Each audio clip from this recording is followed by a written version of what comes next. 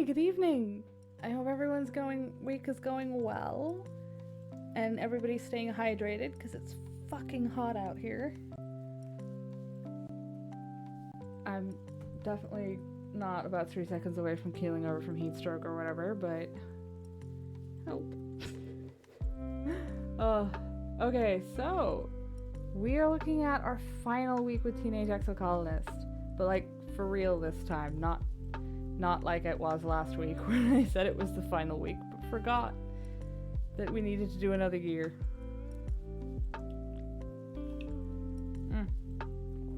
Okay, I'm mostly functional.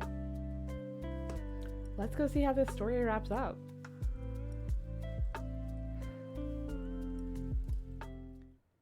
Okay, I'm mostly functional. That doesn't mean we're firing on all cylinders tonight.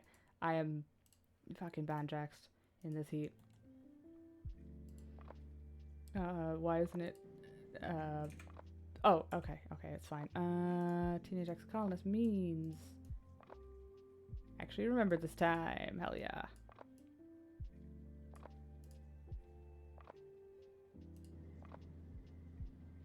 What the fuck were we even doing? Okay, it is year 18, it's dust 1, which means we need dust 2, 4... I genuinely can't remember what the goal was. Still! I'm gonna be honest, in this heat, I probably don't remember a whole lot of things anyway. We have stuff for people's birthdays. Face is being rude to Rex again. There you go. Here, have this garbage I found on the ground. I think I was trying to bang these. Yeah, we're getting there. We're getting there. We'll see how it goes.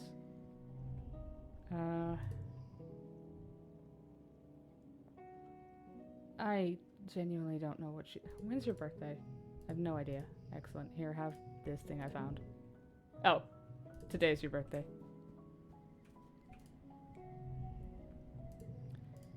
Oh, how you doing, Tramp, anyway? I hope your weather is cooperating slightly better. Deese wants to bang the colony, though. Hey, you're not wrong. You know what? Here, have a cake. I don't think I have anything left that they'd like. They probably would have liked the flower. Okay. Oh. Dang, my beloved. You take a look at what you... Oh, it's... You spot Rex carrying supplies and big pieces of wood into the construction site at the end of the lounge, the future home of his bar. He waves at you. Well, as much a wave as he can do with his arms full of mushwood. Hey la, Solana! He calls out to you. Things are going great in here, thanks to you. It'll be done in no time. You take a look at what you can see. Rex has kept it all pretty well tarped up and hates letting people inside to peek, but you can tell it's big. Perhaps a little too big. Ambitious, maybe, for a first solo construction project. But Rex has had a lot of help from his crew and from the whole colony. He'd have to be able to find enough wood. You stood under the AC at Tesco for 10 minutes. Oh, I know the feeling. I genuinely held up the line in the cafe today, just so I could stand under the AC for a couple of seconds.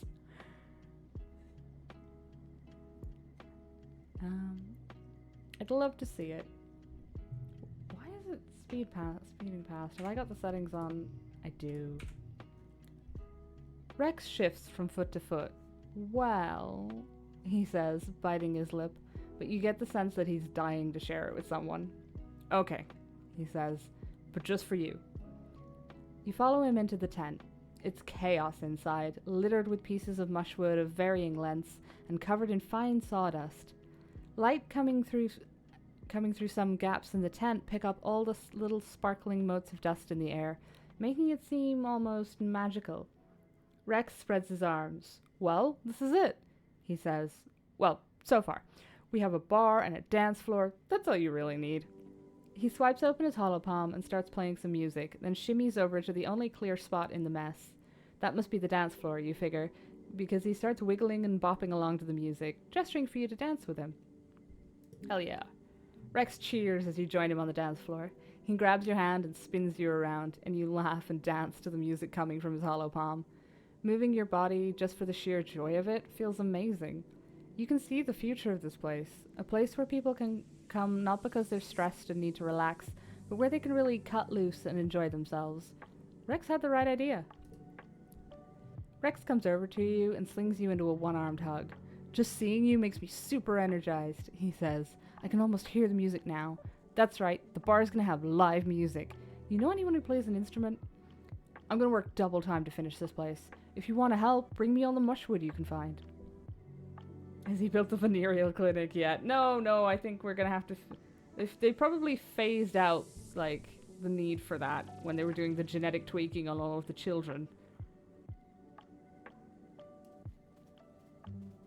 That still feels weird to me. Like, I get why they did that, but gene tinkering just feels odd. Okay. Let's see if... Ah, there he is. I was about to go looking for Tammy. Do you like these rocks I found? Excellent. Here, I have a rock. I found it on the ground. Okay.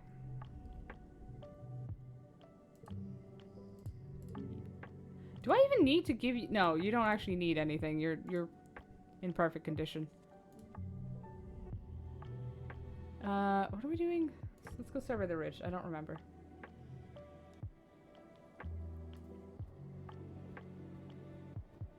Actually, looking at that stress level, I probably should have just taken a break. But... The path ahead is blocked by a field of snaking vines and brambles. They're flowering, enormous, happy blossoms swaying in the shimmering heat waves. You could push through them, but your hollow palm beats a warning. A radiation warning. These flowers seem to be highly radioactive. Far too radioactive for the mild shielding your suit provides. Luckily, you analyze these radioactive plants and know how to pass through safely. Neutralize the radiation. Good thing you studied this plant earlier and know its wily ways. You tickle it just so, and the radioactive flowers close. You push your way through to the other side, unharmed. We should probably swing by and see. Wait, we only took 7 stress? The hell have we got? Hop by level 3, of course.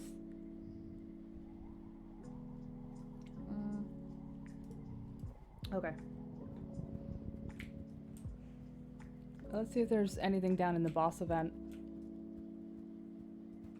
I hope this isn't another case of us having to go through it like 4 times to be able to pass the skill checks. Because that was a lot. Ah yeah, Sim's still here.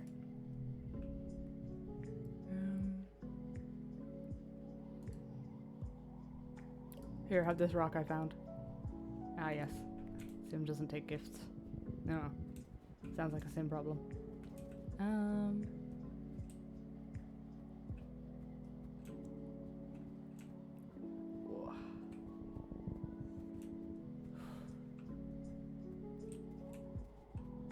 If this level of heat is just the new normal for us, I'm getting fucking air conditioning installed. I don't care how expensive it is. Oh, okay, nothing there. May as well do a couple of events, so it's worth coming here. You and Dees are poking at one of the ruined buildings here. A jet black stone cube, now reduced to rubble and overgrown with large snaking roots and clusters of bright crystals. Hello, curious little humans, Sim says cheerfully, popping up from behind it. How is the archaeology going? Are you having fun digging up the secrets of the planet? You and Dees exchange a cautious look at Sim's tone, but Sim just laughs. I've convinced the others to allow me to nudge you towards the truth, he says, sitting primly on an outcropping of obsidian that matches his long, oil-slick hair. It's not a trick. Dees fidgets beside you, his face unreadable. Well, Sim says, do you have any questions for me? Why aren't there more ruins? Well, it's been a while, Sim says. 20,000 years is a long time to clean up a mess. We've worked quite hard. He looks around at the dust and the ruins. There are only a few places on the surface of the planet where you can still see the Convergent Domain's work.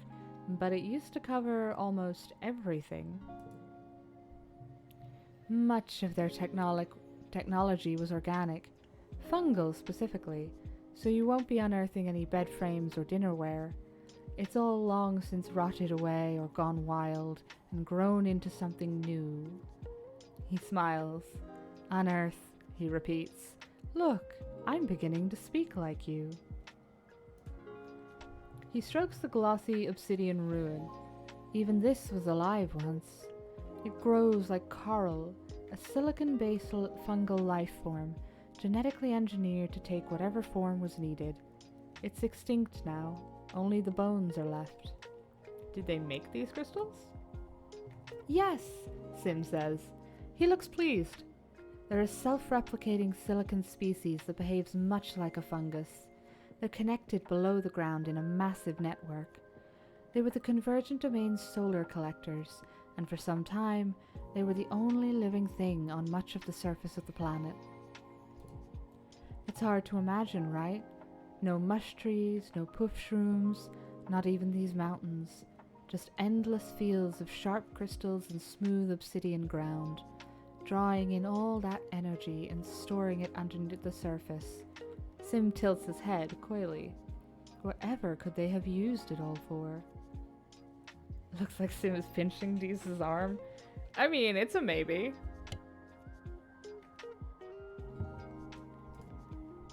Then there were the earthquakes, Sim adds. It certainly shook things up. Did they live underground? Yes, largely, Sim says. Though, as you can see, there were some facilities above ground, such as this one. Nearly all of them were what you'd consider agoraphobic, he adds, and very little sight to speak of in their physical forms, but they loved looking at the planet through the eyes of its creatures. Sometimes they would visit the surface by taking forms better suited to it, though the process was often painful. Deese shoots you a meaningful look you can't interpret. What did they look like? Like worms, Sim answers simply. What do humans look like? Did you kill the convergent domain? Well, Sim smiles his knowing smile, his eyes alight with a secret. I think that's enough questions for today. He stands up and dusts himself off. Who can say what happened to them exactly? The earthquakes that formed these ridges shook the planet around that time, but perhaps it was their own greed and hubris that turned on them.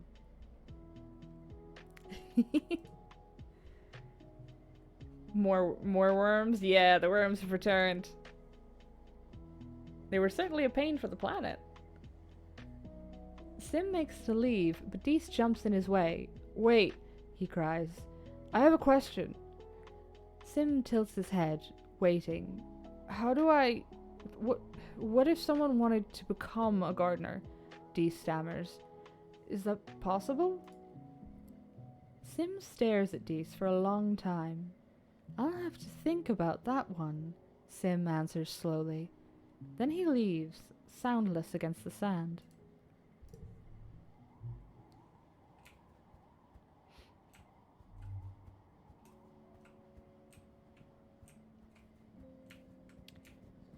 If I have to go boyfriend fishing after this, I'm going to be very inconvenienced. You're getting thirsty. You feel for your backup canteen, but it's missing.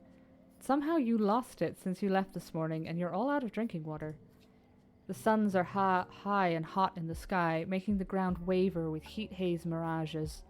Your mouth feels dry, so dry, and your head is starting to ache.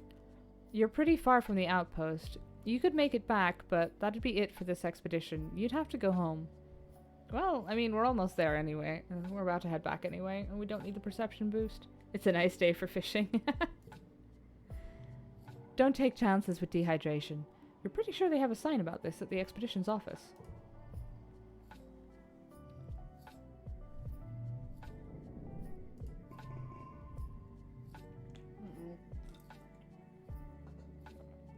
This year, Governor Lum's ascension to the Vertumnalia stage is heralded by an entire military band, their instruments shiny and nano-printed new. They march out of command in formation, splitting and forming a phalanx at the foot of the stage as Lum takes his place before you. Spotlights turn on with heavy ka-chunk noises, illuminating Lum in a halo of floating dust particles. He spreads his arms wide. "Hello, Vertumna!" His voice booms over the speakers. "Are we winning or what?" The reaction is mixed. You look around. It's easy to see the ones cheering the loudest are Helios and people who fully adopted their mentality, like Nem. The Stratos are more reserved, some even silent. Security Chief Rhett is one of them, his usual stony expression hiding his true feelings. Regardless, there's enough cheering that Lum has to wait for it to die down before he continues. "We're killing it out there, people!" he exclaims. "Every day we claw a little more territory from the savage aliens of this planet." If you paid them, would they add a kick Lum in the dick option? Oh god, I wish. A Watato pod arcs through the air and lands with a broken splort at Lum's feet, splattering him with juice. You don't see who threw it, but the faction from Geoponics is looking restless. They begin to jeer and stomp their feet. Lum continues on, raising his fist.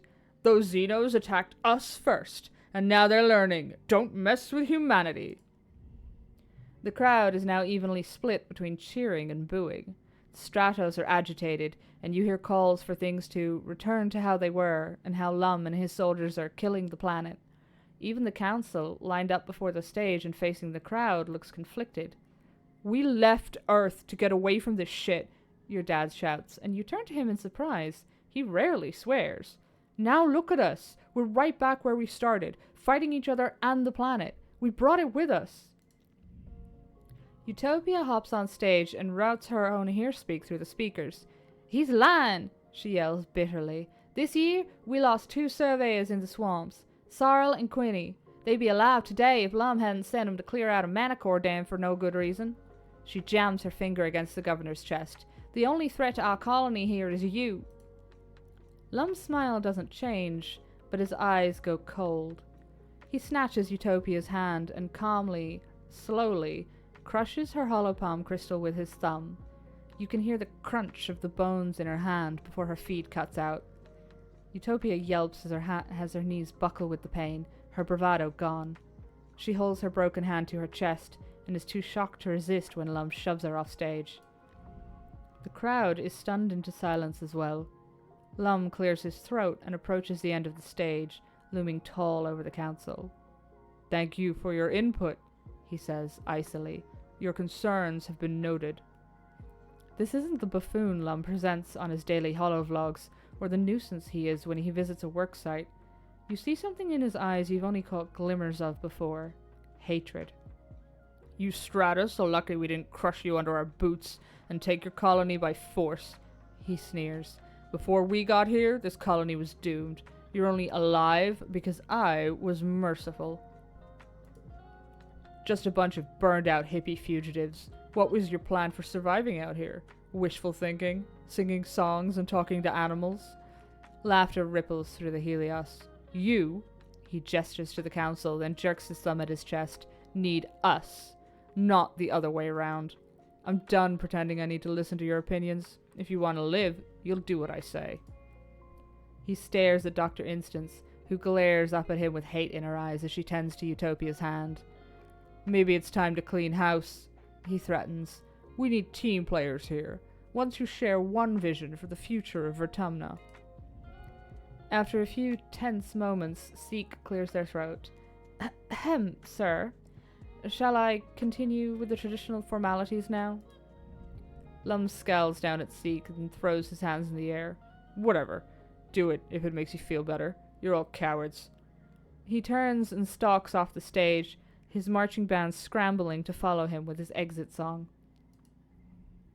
As promised, there are no contests this year, but there's plenty of food and alcohol.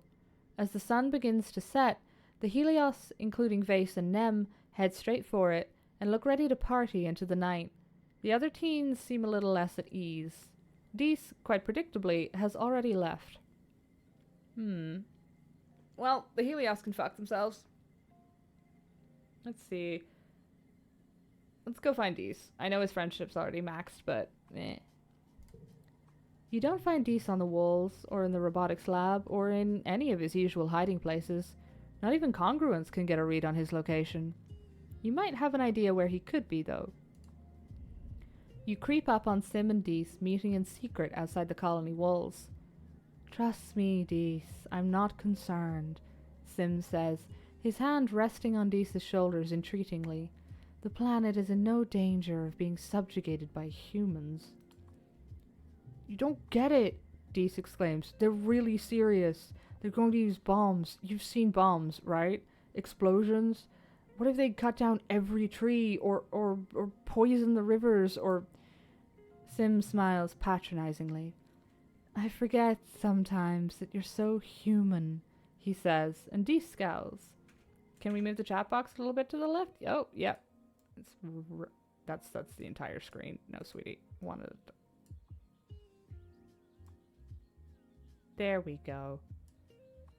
I had a suspicion it might have been a bit off. Nope, that's still the entire screen, sweetie.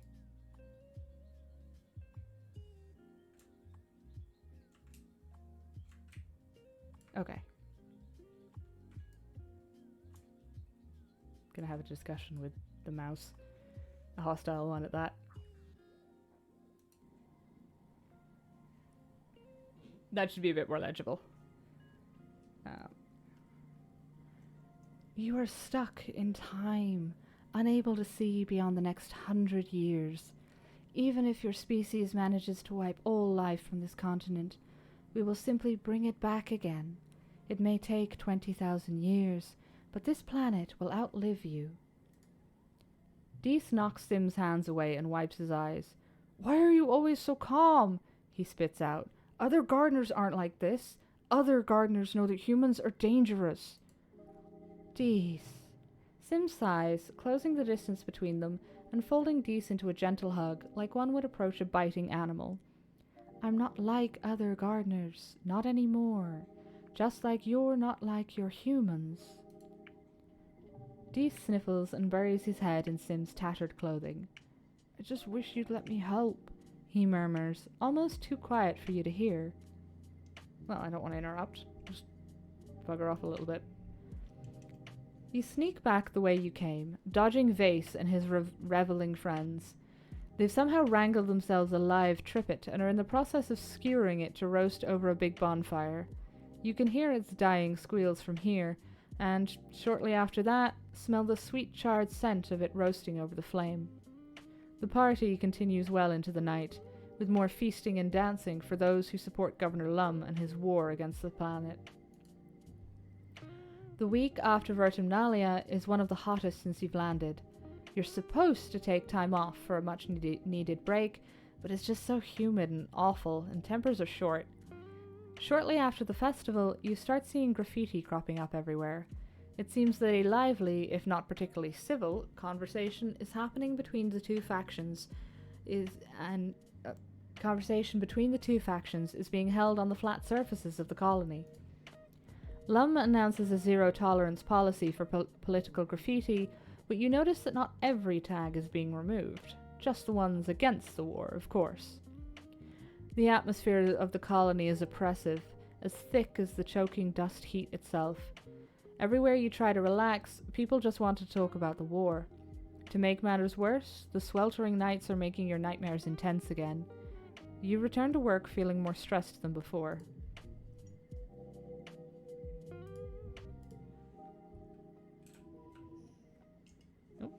Hey, our engineering went up. Why? Oh, probably because we were out on the ridges. Well, I won't say no to it.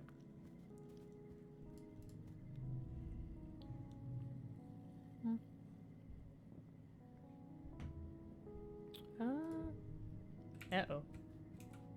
Let's give Rex a... everybody's... Okay. Give Rex a hug. I think everybody's gifted out for the season, so...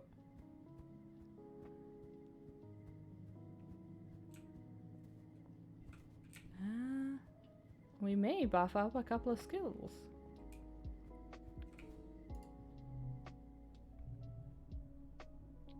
We could do with buffing our people skills again, I think. You're scrolling through a holo novel behind the desk when Tangent comes in. She pauses and looks uncomfortable when she sees you and Mars looking at her and quickly disappears into the shelves. You and Mars shrug. A few minutes later, Tangent comes up to the counter and drops a fistful of candy. She shifts from foot to foot as you ring her up, jostling up and down and rubbing her stomach. I also need something from behind the counter, she says quietly. Some medicine. You ask her what she needs and she mumbles the name. You can't hear her. Can you repeat that? She mumbles it again, a little louder. Mars stifles a giggle. I'm sorry, what? Tang rolls her eyes. Stars, she curses. I need fart pills, okay? The stupid alien bacteria in all of the weird native food makes my stomach upset. OMG, Mars laughs. You have blue gut? Really? Tang the Perfect has blue farts? Tang crosses her arms and looks miserable. You give Mars a questioning look. Blue gut? Mars says. You know, when you keep farting and farting all this, blue dusty stuff. Mars leans over the counter to get a better look at Tang's backside. Oh no, she says dramatically. White was not the best color to wear today, Tangent. Your butt's as blue as Solana's hair. Mars cackles as Tangent anxiously cranes her neck to look at her rear. Liar, Tang mumbles, not meeting your eyes. Just give me the pills, please. I don't want to talk about my stupid body. Yep, just don't say a word. You jab Mars in the ribs before she can make any more jokes, and ring up Tang's request without another mention. You hand over the bag, and Tang shoots you a grateful smile before leaving the depot, looking a little more relieved than when she came in. Yeah, let's not bully her about blue farts. That just makes me feel bad. Oh wait, no.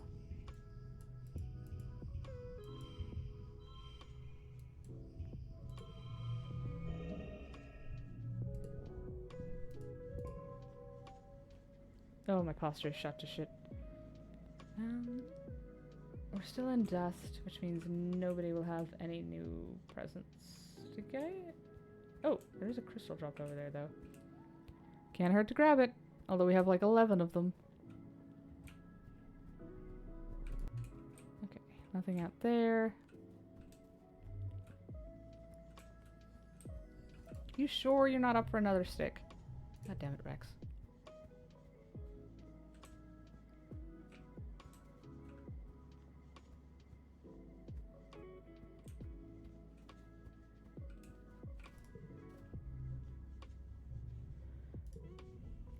You've heard through the colony rumor mill that the secret Fun Times Club, a club Mars started when you were kids aboard the Stratospheric, has been operating this whole time. When you ask Mars about it, she graciously allows you to sit in on the next meeting. The mood, as Mars calls the meeting to order, is somber. An enemy won't be joining us today, she announces, or probably ever again. She told me she's too busy with training and stuff, and she didn't want to do any more sneaking around. She sniffs dismissively. It's okay. She was kind of a square anyway. But we need someone to replace her. Some of the Helio kids are pretty cool, she says. They like clubs and stuff, right? We should talk to them and see if they want to join the SFC. Mars stops and ups her finger. Oh, and it's just SFC now? The secret Fun Times Club was okay when we were little, but we're practically adults now. What about the new governor, Lum? Tang asks. I know he's technically an adult, but he's fairly young. It would be beneficial to have someone with some actual clout on our side. Mars gives Tang a withering look. We already have someone important in the club, Tang, but thank you for your contribution. She crosses her arms and thinks. I mean, Lum's alright. Kind of dumb, but, you don't have to be smart to be hot, you know? I can't believe we just let him be in charge.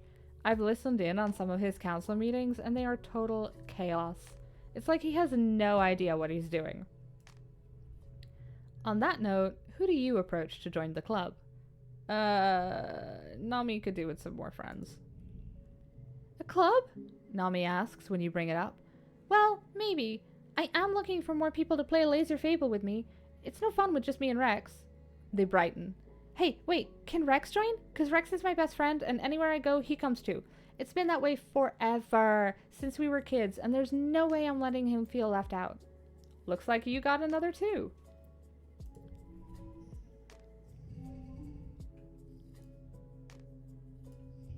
That's convenient. Hell yeah. Oh, this heat is killing me.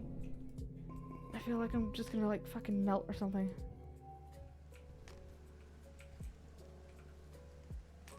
It is wet, which means it's time to gift people. Here, have a flower. Oh, it's your birthday. Even better. You're looking for Mars, so you just follow the sound of arguing until you track her down outside the bridge. I can't believe how short-sighted you're all being, she fumes. Do you think we can just take this planet by force by killing everything that threatens us? It's like you've never thought about anything other than your own ego for 1 second in your stupid life. Who do you think you are? Lum roars. You'd all be dead in the ground if it weren't for me and my soldiers. We're the only thing standing between this colony and destruction. That's the problem, Mars retorts, sticking her finger in Lum's face. You only care about defense and not about growth. She gestures wildly all around her. This place is a backwater. There's nothing here worth protecting, she continues. We need to start thinking about economic and social policies that encourage growth and creativity, or all we're ever going to do is scrape by a miserable existence on this stupid fungus rock. What do you think we're doing? Lum counters. We can't grow until the enemy is defeated. There'll be time for all of your... He waves his hand at Mars's extravagant outfit, nice jewelry and fancy clothing, when our work is done. He crosses his arms, looking smug. You think you can just walk in here and tell me what to do, little girl? You don't know the first thing about what it's like to run a colony. You just play pretend. At Mars's shocked look, he continues. Yeah, I know about you and your little club. Lum sneers. You're a rich little princess playing politics. You should go back to what you're good at, looking pretty. Let her fight her own battles, if only because I think she'll rip his face off. At least I'm doing politics and not just jerking off with my buddies about killing things, Mars spits. If every eye in the room wasn't on her before, it sure is now. While Lum is sputtering, Mars tosses her hair over her shoulder and smirks. See, it's not so nice when other people do it, is it? Mudslinging politics is so old Earth, she coos. But don't worry, I don't take your lack of class personally. Get out! Lum roars, and Mars turns on her heel and leaves command, grabbing you on the way out. I love her. Did we give Rex a stick? No. Here, have your annual, monthly stick. Seasonal? Seasonal. And a hug. No. Now he wants to talk to me. You spot Rex sitting on the second floor of an unfinished building, his feet dangling over the edge. He waves at you and gestures you to come sit next to him. Hey, Solana, he says, shooting you a tight smile before looking back over the rest of the colony. From here, you can see the garrison soldiers marching around in formation, with Vase at the head. Rex watches them with an uneasy expression. Why the hangdog expression? Rex musters up another smile. That's a good one, he says. You always know how to brighten my day. You have one more surprise up your sleeve, though. You open your bag and pull out the dust melon you've lugged over from the canteen. Rex brightens and makes grabby motions with his hands. Yes! He exclaims. My hero! Rex tears into the soft rind of the melon with his fingers and splits it between the two of you. You sit together and watch Vase bark orders at the other young soldiers. Do you ever wish you were more like them? Rex scoffs, his lip curling a little as he takes a bite of melon. No way. Marching around and taking orders? That's not the life for me. It's just, everyone on the Helio listens to Vase, you know? And he doesn't like me, so that means I've always been an outsider, whether I wanted it or not. They're friendly to me, I guess, but it's not the same as having friends. Not like you or Nomi. Whomst is the dog boy? The dog boy is Rex, his best boy. And welcome on in, Para. How you been? Nature still beating your ass?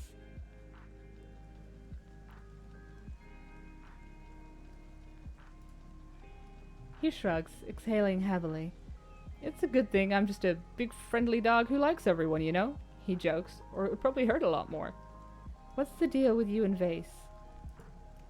Rex's mouth twists and he spits a dust melon seed over the edge of the building. It's kind of a long story and not a fun one, he says, avoiding your gaze. I'd rather not drag it up again, honestly. That's okay, I understand. Rex's shoulders relax a little bit.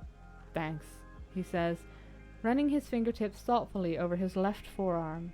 Looking closely, you notice a gnarled scar right over the bone that's healed lighter than the rest of his brown skin. I wish it was different, he says softly. I wish he was different. Sometimes I think about how we could have been friends.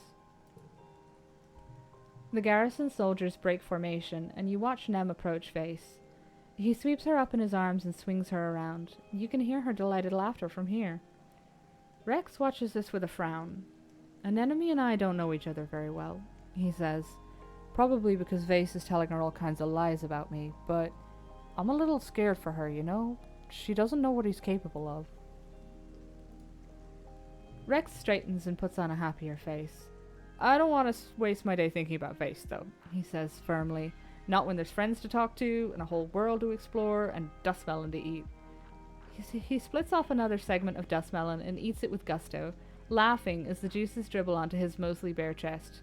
And bats to have, I guess. He giggles, wiping up the juice and licking it off his fingers, seemingly without a care in the world. You beat up the grass and now you have internet again? Nice. But the technician's coming out on Monday still. Yeah. I mean, it could still go out, so you do want to keep the technician on the way, right?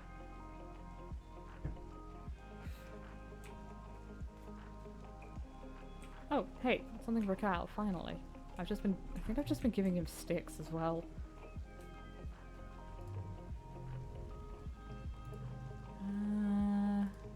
I assume you like these? Yeah, well, you don't hate them. It's good enough for me. This asshole. He's still mad that I'm friends with the dog boy. You're also getting a stick because you don't hate it. Vase is in the garrison lounge, taking up a whole table with his schoolwork. The way he acts like he emerged from the womb armed to the teeth, it's a little jarring to see him doing something as pedestrian as homework. He sees you and waves you over. Oh, Solana, you care about all this Xeno shit, he says. Can you help me with this? Do your own damn homework, Vase. Vase goes red in the face and explodes out of his chair, sending it flipping onto the ground. The clatter draws the attention of the handful of people trying to eat or study in peace. You watch your goddamn mouth, you colony piece of shit. Vase spits, getting all up in your face. I was just trying to be nice. Show some respect. Nothing you've done is worth respect. Vase grabs you by the front of your shirt, practically lifting you off the ground. I'll settle for your fear, he whispers. His expression is dangerously flat. One of the older soldiers stands up, clearly meaning to get between you two before violence erupts, and Vase lets you go. Get the hell out of here, he grits out. You look around for support, but everyone's too stunned to react. You figure it's best to leave before Vase starts swinging. How old am I now? We are 18. Coming up on the last run. Oh, yeah, Cal gets his boba fruit. Here you go, buddy.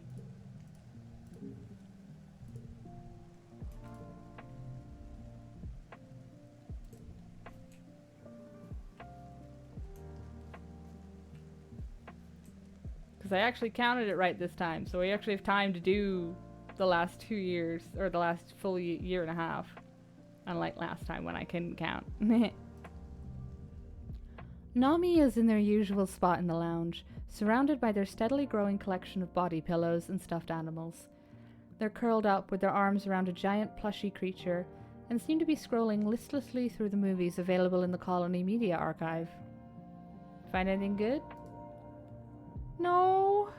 Nami sighs, tipping over onto their side. Not since I finished all of Maid Stalker Ares. I can't believe it ended on a cliffhanger. I didn't know that the stratosphere had left Earth before the series finished airing. Nomi whines. You have every episode except for the two-parter season finale. They bury their face against the plushie. Now we'll never know how it ends. They sniffle. It's not fair that we'll never have any new shows to watch. Well, maybe we could make a new ending. Nami wipes their eyes and looks up at you hopefully. Really?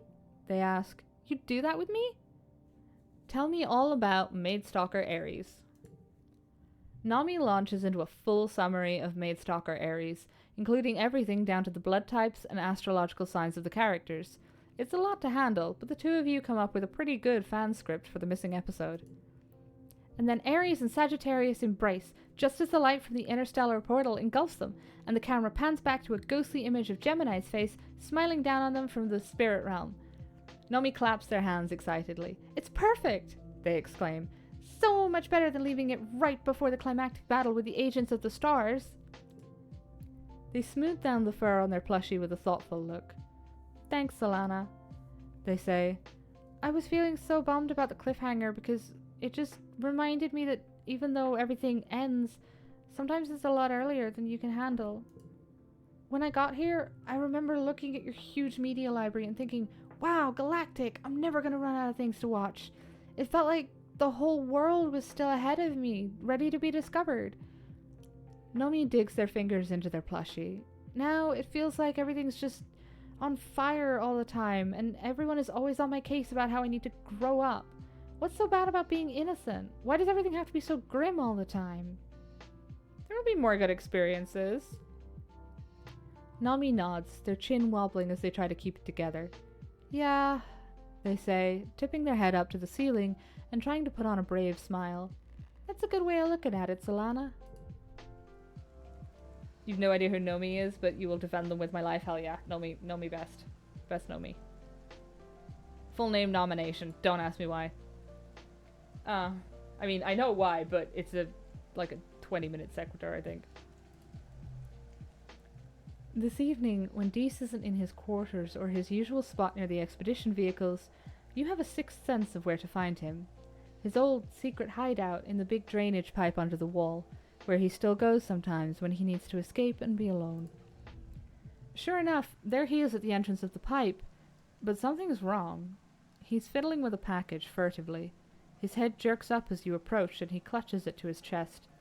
You can barely believe your eyes, but you know a bomb when you see one. What are you doing? Dees stares at you for a few moments, weighing the truth. I'm leaving, he says, eventually. Noctilucent made me a deal. Sabotage the colony during the next attack, and they'll let me become a gardener. Don't get in my way, Solana, Dees says. I don't want to have to hurt you.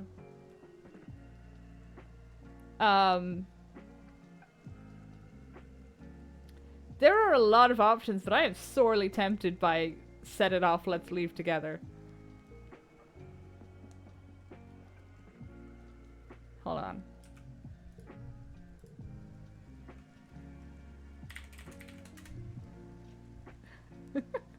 Set it off, let's leave together.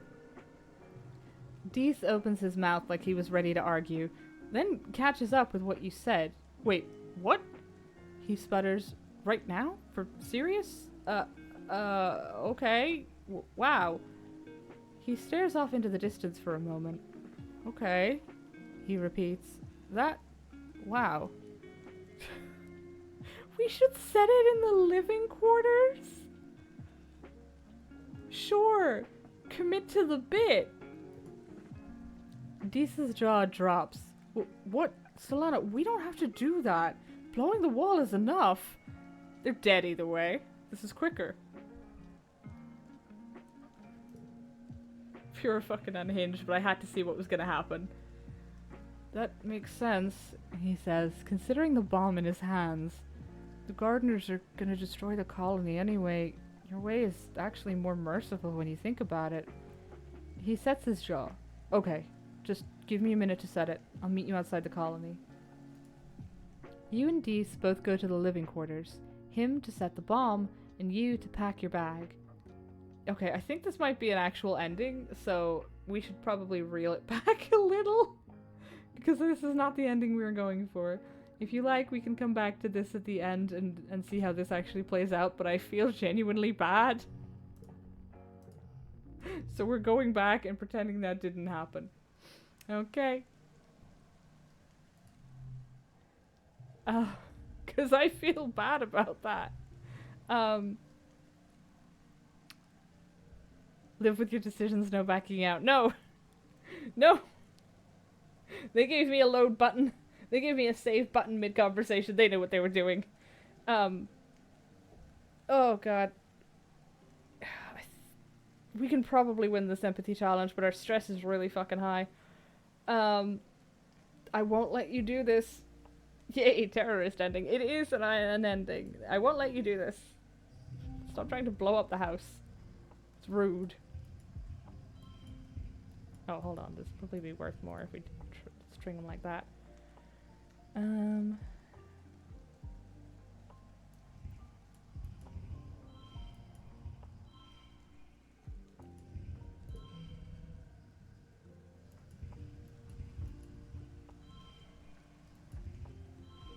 Oh, shit.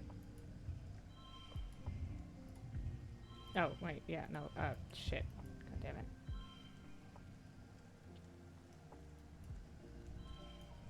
Alright, I guess we're pushing through. No blowing up the house. We live here. Dees clutches the explosives to his chest tightly and lets out one shuddering sigh. Okay, he says, finally. Okay, I just... He shakes his head and hands it over to you. Take it, he says, before I change my mind. Like I did!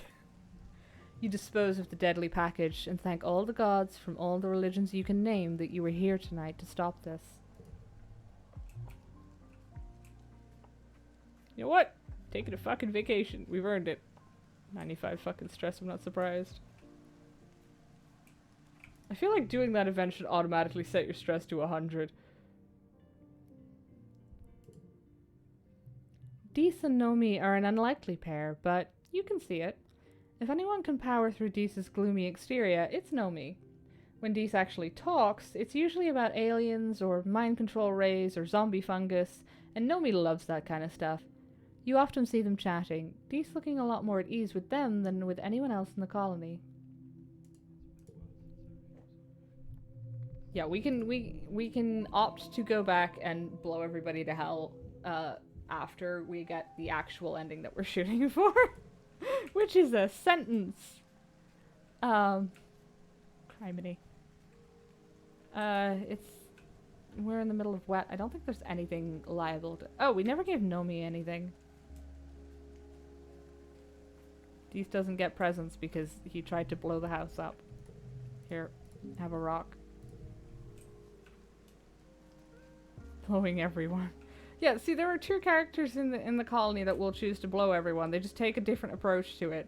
There's the Dees approach and there's the Rex approach, and one of them is survivable.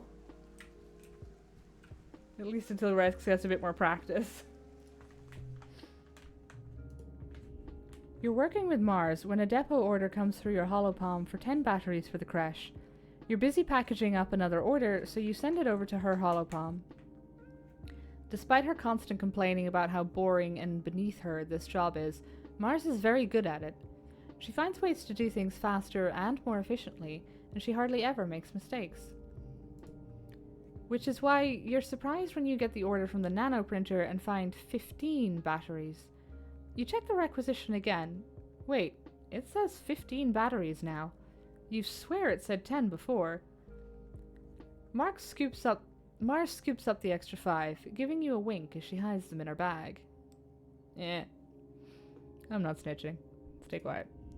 Somehow, Seek figures out that the nanoprinter logged more batteries than Aunt Anne asked for. They quiz you both, but you stand firm and keep your mouth shut. They can't prove you did it, but they still dock both your pay and give you a stern warning about stealing from the depot. Did I not even get a Mars friendship point for that? Like, I took a income hit for you, Mars. Oh, no, that's useless to me. Here we go. One is survivable and it isn't the Rex way.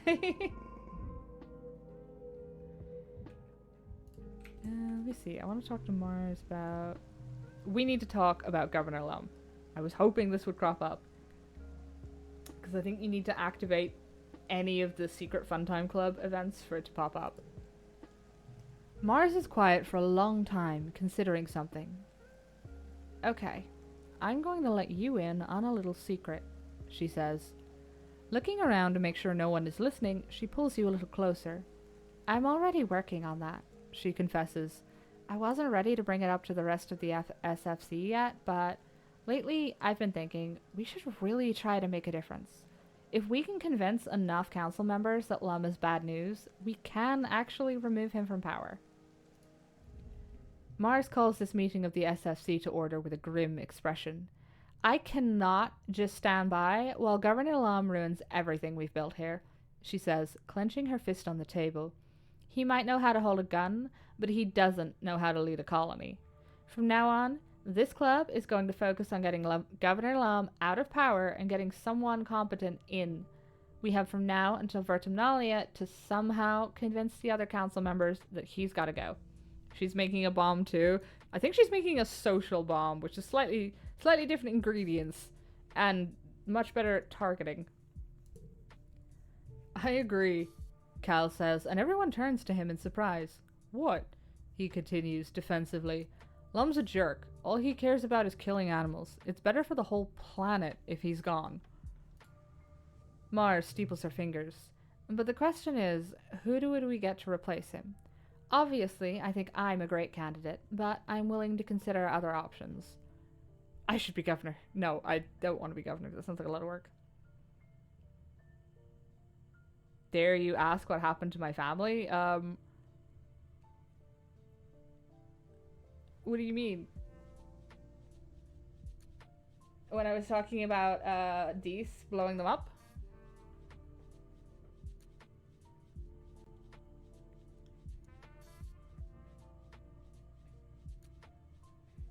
Because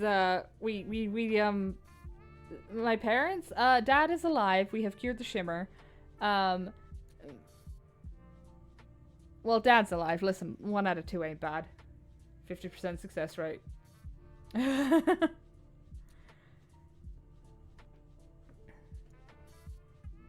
have been worse. Could have been better. I agree. It should be Mars. Because I don't want to be governor. That sounds like work. Cal looks worried. No offense, Mars, but are you really going to stop the soldiers from killing the animals? Look, Cal, Mars says, spreading her hands wide. I don't want hunters going out and not coming back either. Maybe we can find a safer, more efficient way to deal with the animals, yeah? Sounds ominous. Cal doesn't look convinced. Nomi exchanges a look with Rex, then clears their throat. We support you, Mars. We think you'll be a great governor. But, Nomi continues, tracing their finger idly over the tabletop. You're gonna keep it so the colony is fair and everyone has what they need, right? I like that we don't have to compete for stuff and everyone gets the same treatment. Of course, Mars says. Look, I learned from history, okay? We can't let income inequality tear this place apart like it did on Earth. There's gotta be a way to grow together. She shoots you a grin. Right, Solana? Just like we talked about. Mars gathers everyone close. So, the plan is, we campaign in all the departments. Geoponics, engineering, the garrison, the quarters, explorations, and hearing command. Try to soften up all 6 council members and get them on our side. Try to keep this on the down low. Then, at the next Vertumnalia festival, we surprise the governor with a spontaneous council vote and replace him. He'll never see it coming. Hell yeah! I'm really glad that one popped, because I know what happens if you don't succeed at that, after having helped Tang. Don't worry about it. Just don't do it. Okay, well, let's go annoy Rhett. Which of these skills do we need? We don't need perception. Combat and bravery. I mean, it can't be bad. You meet with Security Chief Rhett, knowing he'll be a tough sell on this whole political coup business. He sits behind his desk, hands clasped, listening intently as you explain how you and Mars plan to depose Lum during the next Vertumnalia festival. When you're done, he shakes his head and sits back. You're not an idiot, Solana. You know what you're asking me to do. Having the garrison on your side would make this a military coup. he tells you. If you learned Earth history, you'd know those aren't a good look. Why should I support you? Mars is the future of this colony. Rhett laughs. You're a regular little politician on the campaign trail, aren't you? Got a lot of guts asking me to remove a professional soldier from leadership during a time of war to replace him with a child. Why the hell shouldn't I go tell Governor Lum right now that there's a mutiny underfoot? Lum screwed up and you know it. You described the governor's irresponsible antics during the attack in your 6th year when he used all the mining explosives to fell the two faceless. It's true. Rhett rubs his temple. He didn't warn us he'd planted those explosives and ordered 2 squads right through a minefield to draw the faceless in. As a soldier himself, Lum should have known better. He wanted it to be a surprise, the moron. He gives you a significant look. I can't tell you that I support your plan to overthrow the government, he says carefully, but if the opportunity arose to cast my vote against Lum, I would do so according to my heart. Hell yeah. Didn't even have to do a challenge for that one. He's just like, yeah, alright. Worse ideas have happened.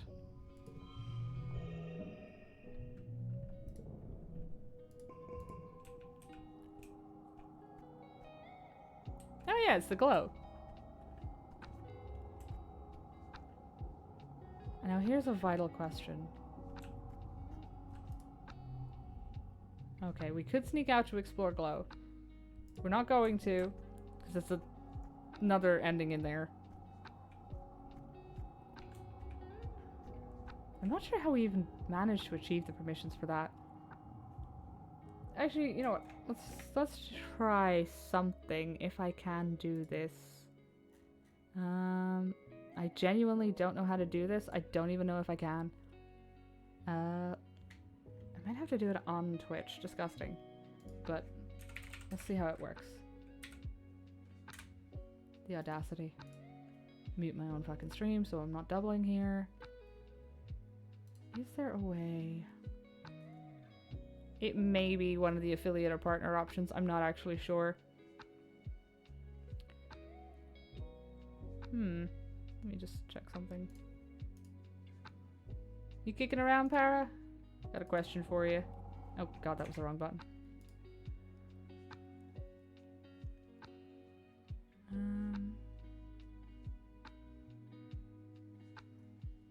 Okay, no, it may be one of the other options. That's also the wrong button. Stop clicking things. Question being polls. They're locked under affiliate or the other one, right?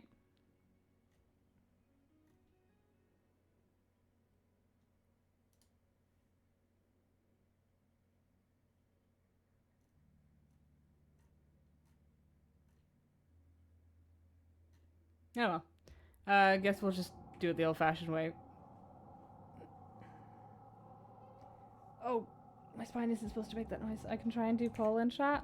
We'll try it. Worst case scenario, I learned something. Ugh, hate that. Well, that told me off for using things I don't understand. So, alright. You guys are getting railroaded. Railroaded.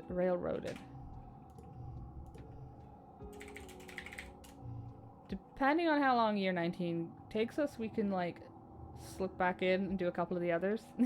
You vote for terrorist ending. We can go back and do the terrorist ending. Here, have a flower. I hope you find it useful.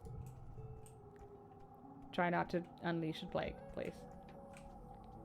Let's see. We've got rat. We want parentals. Oh wait, shit. We could have just gotten instance while we were there. Oh well. Let's see if we can convince Dad to work on our side. Animals is max. We don't need that. Biology and organizing. Biology and toughness. Research xenobotany. Can't do any harm. You find some time alone with the chief cultivator to talk about your plan to peacefully depose Lum. Talk to your dad. You sit down with your dad, who pours you a cup of tea and listens intently as you explain the details of Mars's plan. Depose Lum, get voted in, save the colony, and maybe the whole planet. Well, sure, Sweet Melon, he says when you're done. You know I'll always support you. 100%. I've never liked that Lum. He acts too quickly. He's going to get everyone in trouble sooner or later. I have not been impressed by him in the council meetings. That was easy. I'm not so sure about that Mars girl either, to be honest, he says, taking a sip of his tea. Can't trust a woman who doesn't want to get her hands dirty. Not like your mother, let me tell you. He smiles and rolls his mug in his hands. Your mom would be so proud you're doing this, he says quietly. Well, she might have disagreed with you first, to test your dedication. She was stubborn like that. He sighs wistfully. I love that about her. You spend a nice afternoon with your dad, reminiscing about your mom and splitting the pot of tea. It's nice to be able to reconnect with him, and you're sure he's got your back. Well, that was easy.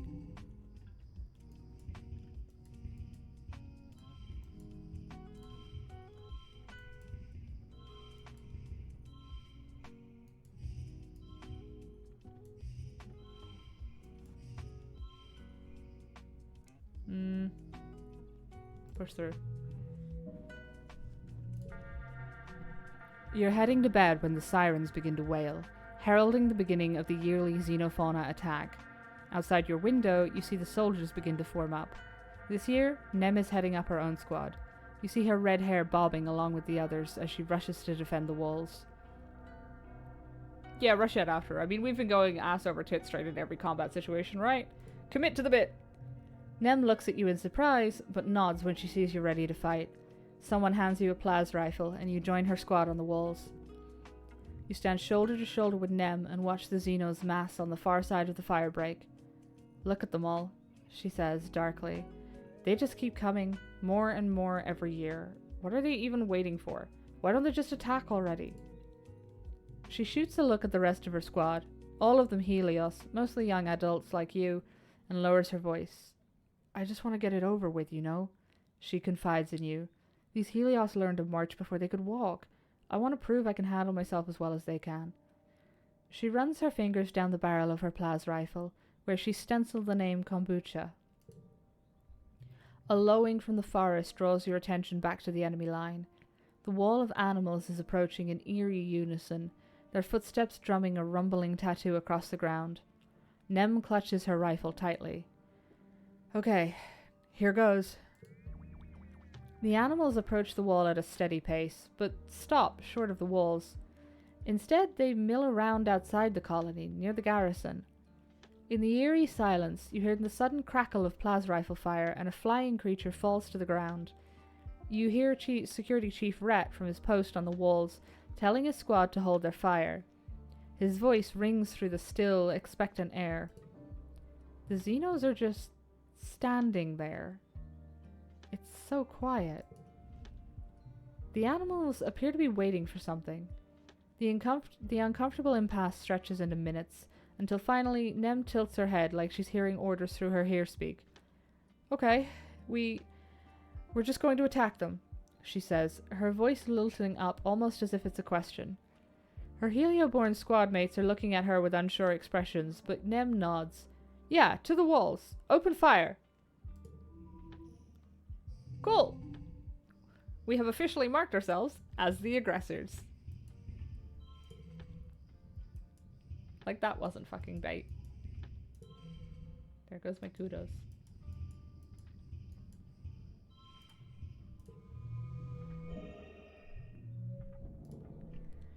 You and the others open fire, joined by other squads at other points on the walls. The creatures continue to mill around as they're cut down by a hail of crackling plas rifle fire, seemingly unbothered. It's not until a few minutes pass that the creatures seem to wake up, in a sense, breaking from their holding pattern and beginning to batter the walls as usual. Flying creatures begin to soar overhead, landing in the courtyard and attacking from within. You stay on the walls and pick off what you can, trying to keep the creatures from forming a living pyramid to scale the walls. You can hear the battering of their bodies against the gates from here, and the commotion as the gate defenders rally to keep it shut. Governor Lum comes charging up to Nem. I need command of your squad, he says. I'm taking them down to the courtyard to engage the enemy directly. My squad?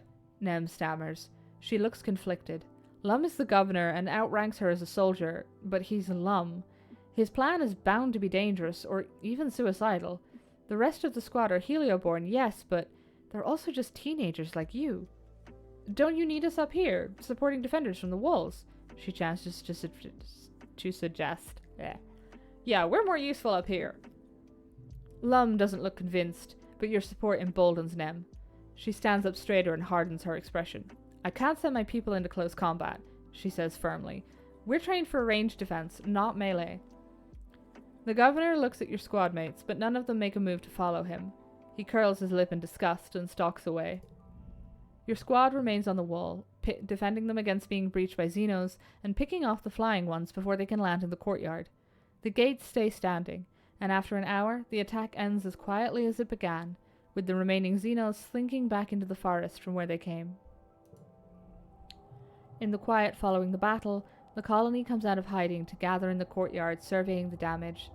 Everyone looks weary, but you survived another year, and with remarkably few casualties. As the gates are secured and people begin to pick through the mass of xenobodies, you spot Deese watching from up on the walls.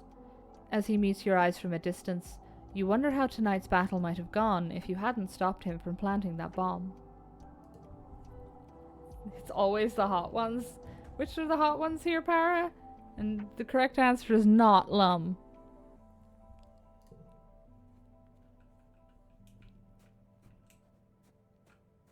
Like, there is a right and wrong answer.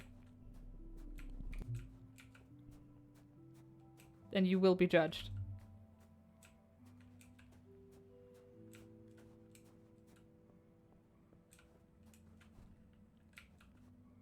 I don't think we have any gifts left for anybody. Lum appearance-wise is fine, it's just everything else. I mean, yes, but the personality is so terrible that he loses all of the points that he would have gained from appearance. Like, it's not even a case of, like, you'd fuck him, but he's not allowed to talk. Like, he's just no. If you've heard him talk once, he loses fucking privileges.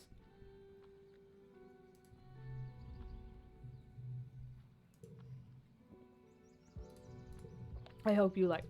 Oh yeah. He doesn't like anything that isn't on his birthday. Lum gives you Vane vibes and not in the good way. FF12?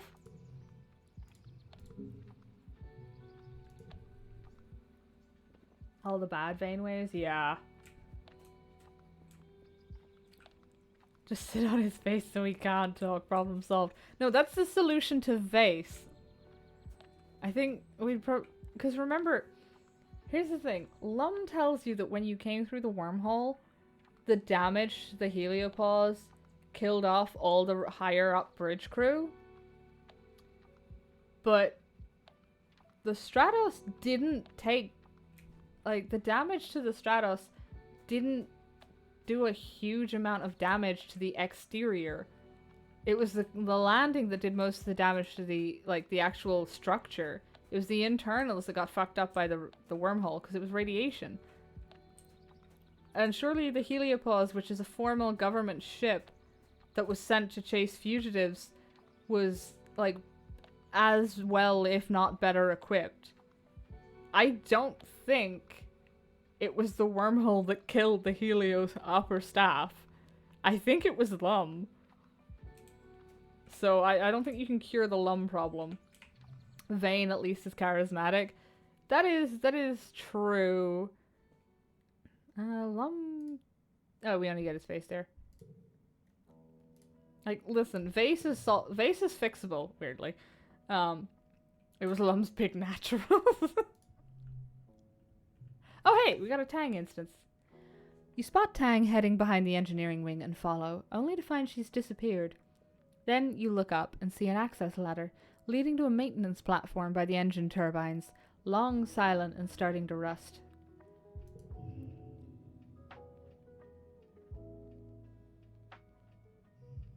You climb up to the platform. Tang's there, lying on her back and staring at the sky. A hatch beside her leads back into engineering. That must be how she knows about this place. She doesn't acknowledge you until you're almost standing over her, your shadow fighting the overcast light.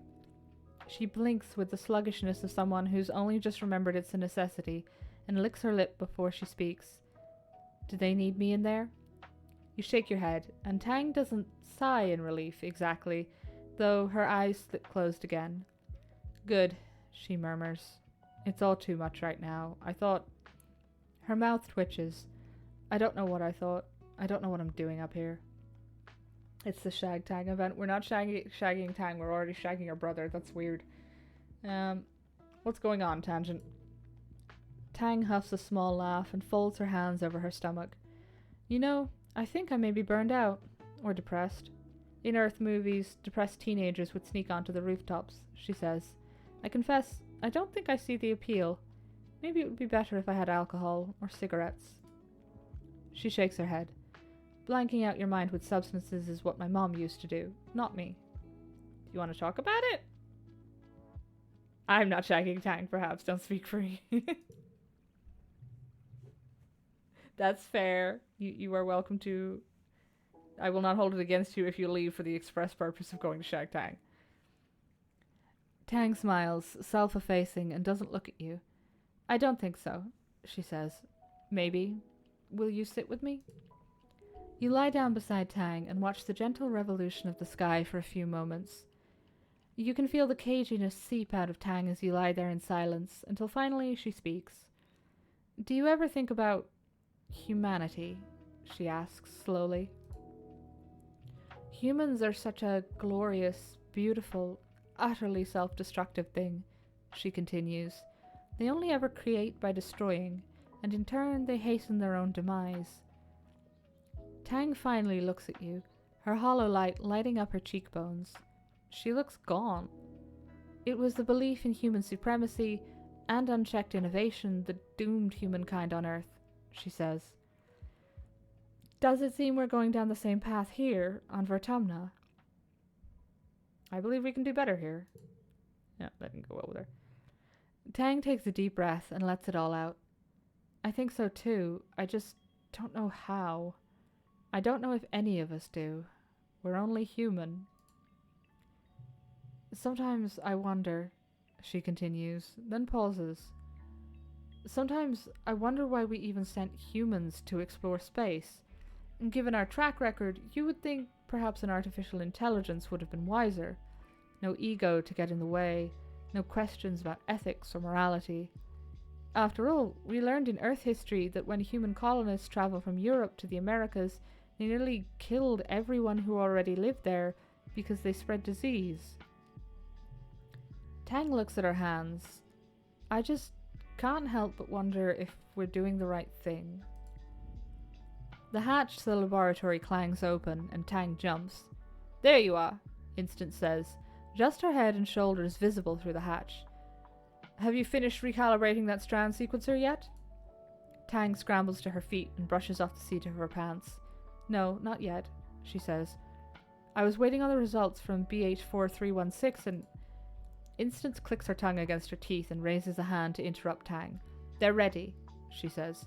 I need that sequencer ready for the G4100 samples. Her eyes flick to you. If you're done, she adds icily.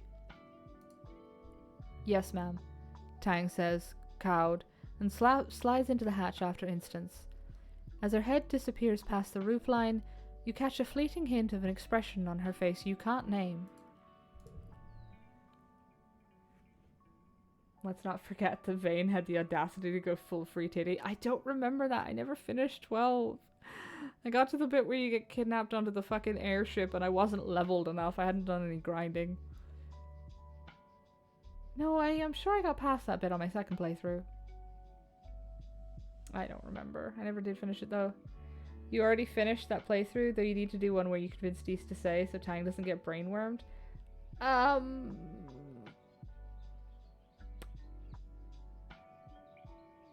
There may be a couple more steps, but yes. Oh, so you missed Shirtless Evil Husband. Yes, I did. Well, he's your husband, not mine. Mine was the Sky Pirate. And the Rabbit Lady, who's definitely not currently hung on my wall. Yeah, Vase can go fuck himself. It is... Okay, we need to go back out. We can skip the one. Oh, wait, shit. We're supposed to be doing an event in the science lab. You lost your shit when Fran showed up in 14. Hell yeah. I still need to finish fucking Dalarieta in Bosnia to unlock the fucking Pinello gear that nobody ever wears, apparently. I'm surprised so few people have such good taste. Forever pissed they lost their bike behind fucking Bosnia. Wait. You can get a fucking Fran mount in Bosnia? God damn it. Am I going to have to go back to Bosnia? I don't want to go back to Bosnia. It's a miserable experience.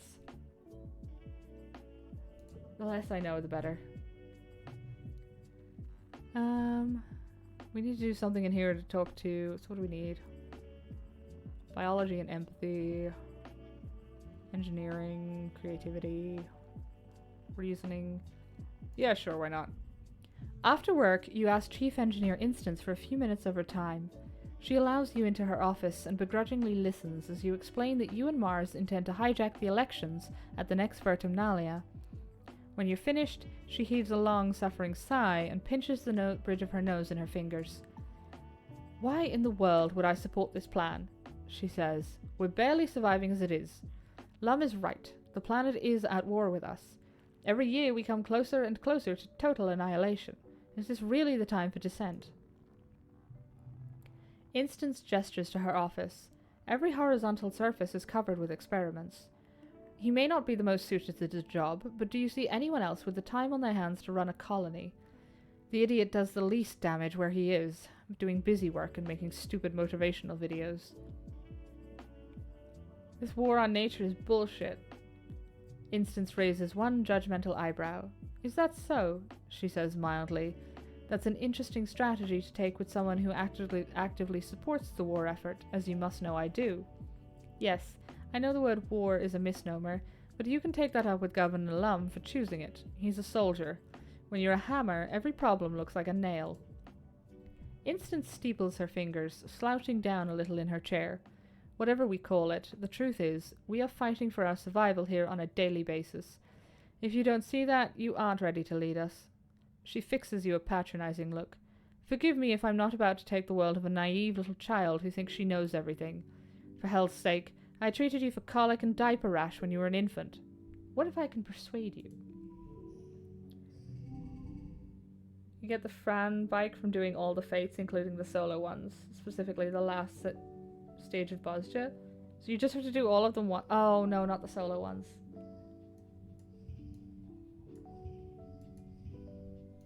No, not the solo ones. They were terrible.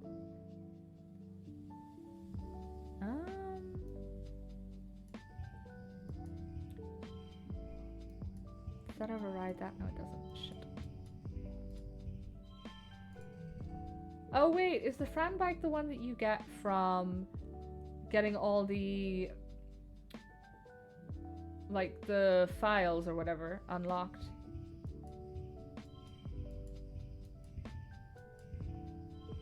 Oh shit me, this woman's tough.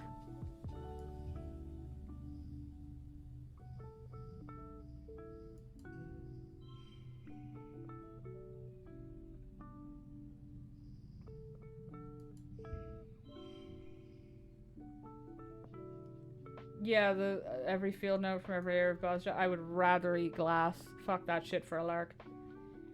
You can get a Fran mount from any good artist who takes commissions.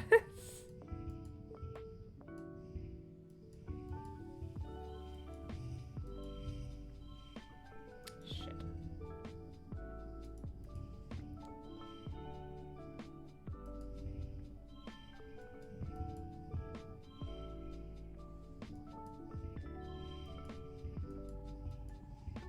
Wow, that doesn't even damage your score that much.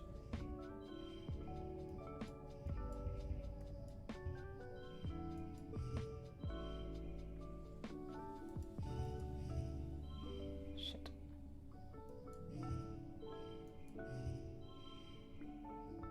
Oh, we are so close. We have to be. Forever pissed? Yeah, understandable. See if we can't.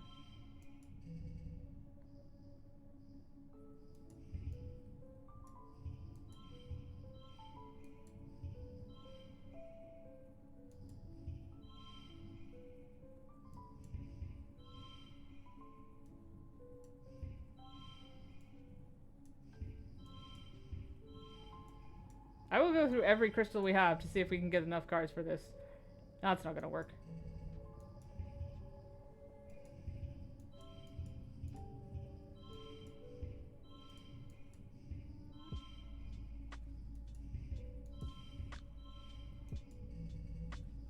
Nope. Nope. Ah, garbage.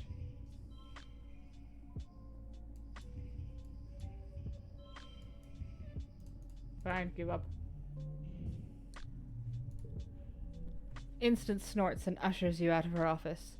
You have no idea what you need, she replies curtly. You may want to try again when your frontal lobe is fully developed. Mars grimly accepts your report that you won't be getting a vote from the chief engineer. It's what I expected, she says with a sigh. But that doesn't mean it's not disappointing. I'm sure you tried your best. Yeah, and I got fucked by the cards that had your face on it. As usual for this time of year, your dreams have been more vibrant and invasive. You have trouble distinguishing dream from reality during the day, and you dread falling asleep at night. Huh? How did that hop-eye get into your bedroom? Shoo it away. You chase it out your balcony door and find yourself on a thickly wooded path, the mushwood pressing in close on every side. The light here is weird here, pink and glittering, casting teal shadows. The hop-eye disappears down a hole in the ground, and without thinking, you dive after it, squeezing your shoulders to fit through. You tumble into a cave, beautiful and surreal, shimmering with a light that seems to come from within. When you take a step forward, granules of pink sand crunch underfoot. The cave opens out to a forest that seems lifted from a fairy tale. The sunlight beams through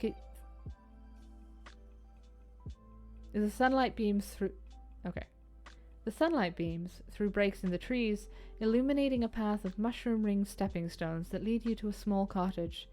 You spot the hop-eye hurrying further down the path. Visit the cottage. You don't meet anyone in the cottage, but it isn't empty. There is something alive in the old green crate at the back of the cottage. It's banging furiously, jiggling the latch, demanding to be let out. You lift the lid and find yourself falling into the empty box. You land hard on solid ground, your breath whooshing from you. It's hot here, impossibly hot. The twin suns beat down on you, burning your skin on contact, and the air is almost painful to breathe. In all directions stretches a barren wasteland of dead trees, like bones puncturing the dry skin of the planet. You rise from the dusty, cracked earth and begin to walk, stumbling over the bones of unknown creatures. You don't know where you're walking, only that the horizon doesn't change.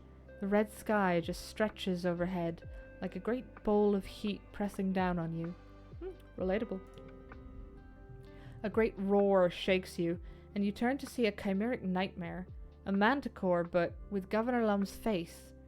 He towers over you from a podium, his claws clacking and his tail thrashing as he proselytizes.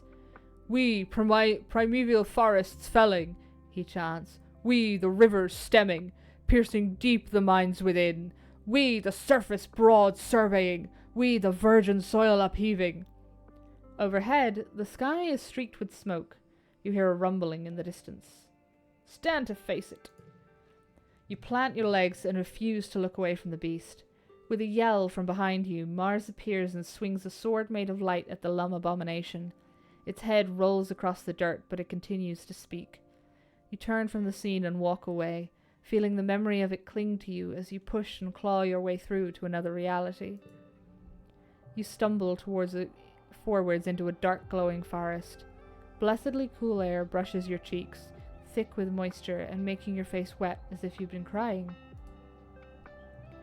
The path wends upwards, flanked by humanoid figures carrying candles. Some are wearing robes, some armor, some lab coats and envirosuits and formal wear. Some are elderly and some barely 10 years old. All turn to look at you, and you realize with a jolt, they're you. Every single one of them is you. You see yourself reflected in their eyes as they gaze upon you dispassionately, a line of possibilities stretching out as far as you can see. The hop-eye crouches between the ranks and gazes solemnly out as you pass. You walk steadily upward, feeling their unflinching gaze follow you. Overhead, the wormhole hangs in the sky like an overripe fruit, bending the heavy branch of space and time towards you. It's so close, you feel as if you could touch it. You stretch your hand out, seeking.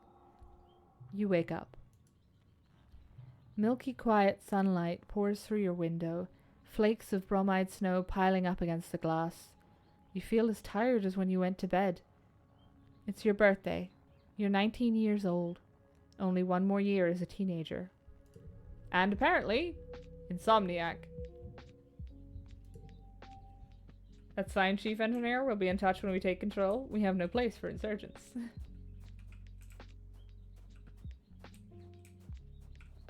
Be nice to instance, to a degree. Alright, we'll do one more. We'll see if we can't get Administrator Seek on our side. And then we'll rest. And then we'll go for Utopia. Which means we have to go on a expedition. Getting Chief Administrator Seek alone is fairly easy. No one wants to spend time around them if they don't have to. You explain that you're intending to hijack the elections of Vertumnalia in order to depose Governor Lum. The more you speak, the more it's clear that Seek is already on board. Finally, they say, rubbing their hands together with a look of unbridled glee. I was waiting for everyone to realize what an imbecile he was. The man barely knows how to read. So we can count on your vote? It depends, Seek replies.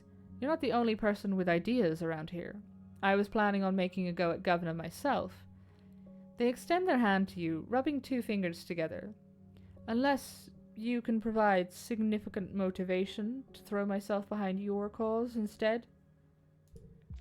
You're not certain wants to be governor and is easily bribed is a great combination, but this is what you're working with here.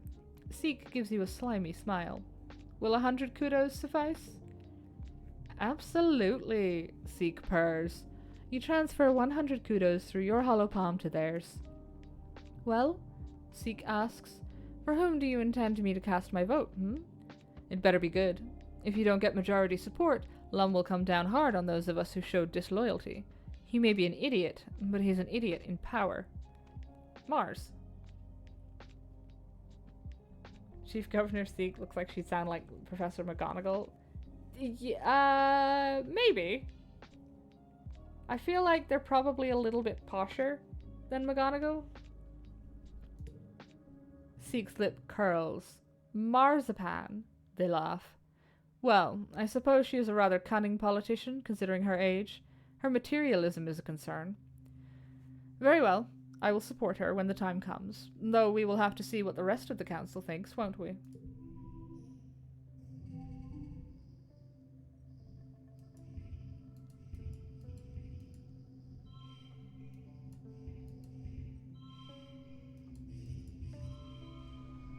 Oh wait, if I move that oh, I'll take it.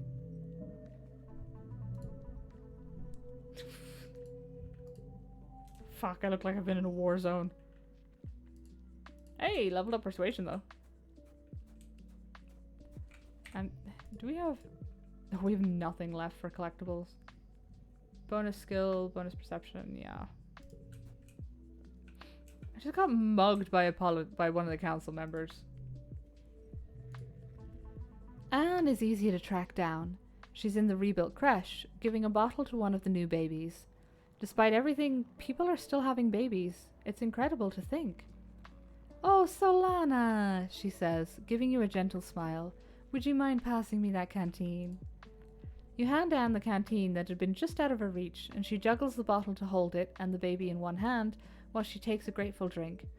Never enough hands, she says. Someone should figure out how to give us telekinesis. Let's see science work on that, She laughs, which rocks the baby in her arms. What can I do for you, Solana?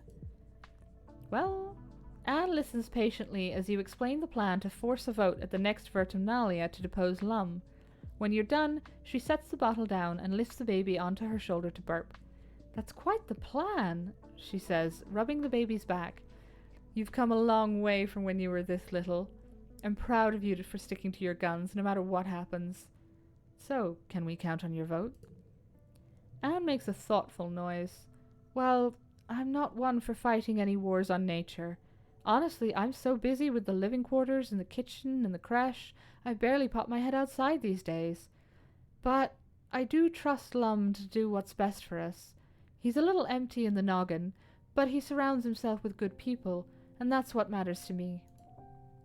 The baby lets out a wet-sounding burp, and Anne coos at it. Great job! Good work! Better out than in. Well, Anne says, turning her attention back to you, what do the others think? If they're on board, I don't mind chipping in a vote to make it a majority. I have 3 votes. Oh, look at you, Anne says fondly. You're really serious, aren't you? How wonderful to see you all grown up. Somewhere in the creche, a baby starts to cry. Anne stands up and excuses herself. You'll have my vote, my dear heart, she says. You can count on your Aunt Anne, just like always. Anne is just Marnie in space. It'd be nice to Anne. She raised every child in this colony. That means we have 1 vote left to snag. You good? Not planning on blowing anybody else up? Hey, let's get out of here. I was just thinking the same thing, Deese says, giving you one of his rare smiles. You head out the gates. You and Deese check your gear and set off on a deep wilderness hike, Deese in the lead. After a few hours, he's led you both on a grueling switchback up the side of a cliff, and as you pull yourself over the ledge, you curse his name. Deese, who is somehow still standing, and as hale and hearty as ever, just laughs. Come on, he says, and you groan. Just a little farther. The view is worth it. You stagger to your feet and loop your arms around him, letting him support you as you take in the view, which is, as promised, awesome, in the sense that it fills you with genuine awe. A nearby waterfall begins its descent down the steep cliff, pooling at the bottom in an azure lake that glimmers in the second sunrise. From here, the colony is an insignificant smudge of dirt on the horizon. Deese takes a deep breath and releases it. I wish more people could see the colony like this, he says, holding you close. I think they'd finally realize how small and powerless we are compared to this planet. Wilderness hike, sure. I mean, we did just get dragged up half a mountain. What we did on the mountain is somebody else, is our own business. Could be worse. I mean, there's a fucking CG with Rex. He's dressed, but like, not 100%. Alright, back out of the ridge. I'm not applying to be a hunter. We're not doing that ending. I have dignity. Oh dear. Oh yeah. You managed to partner yourself with the chief surveyor herself on your next expedition. It's the perfect chance to talk to her about Governor Lum, but she beats you to it. Whew! This was easy at checking when we had hoverbacks, Utopia says, as she hauls herself up a particularly difficult stretch of terrain. She reaches back to help you up. That villain Lum's using them all to search for aliens now, like that's not like finding a needle in a haystack. He sent half my teams out to the swamps now. She gestures at her empty holster. Without weapons, I might add. He's bleeding us dry out here. She scrubs the back of her hand across her mouth. That snake of a man thinks every little thing is a war. I don't like getting attacked by animals neither, but I sure miss being able to explore this planet without Lum getting his paws all over my division and taking my resources for his damn messy war. Funny you should mention. It's the straight version of Brokeback Mountain. You tell Utopia about Mars's plan to overthrow Lum at the next Vertumnalia. She seems excited by the prospect. You forget how young she is compared to the other council members. Sounds stellar, she says, clapping you on the back. The only question is, who you got in mind to replace him? Marzipan. Mars? Utopia drawls. Isn't she well, she's young.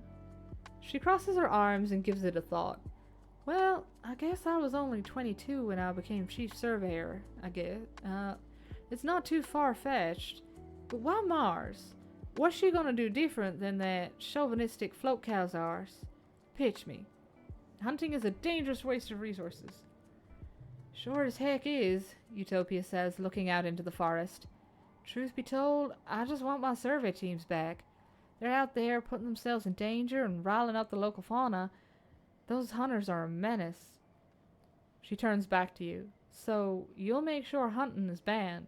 Yes, of course. Utopia thinks about this and then nods. Alright, she says. Then Mars has my vote. Good luck, kids. Hell yeah. Now I just gotta fill Mars in on that plan. Blown back mounting. I mean, that's terrible. How dare you? Marzipan's Marziplan. Fucking menaces the lot of yous. Solace at you. Hey, look, Utopia's speech pattern just matched that accent, you know? And I was running out of voices.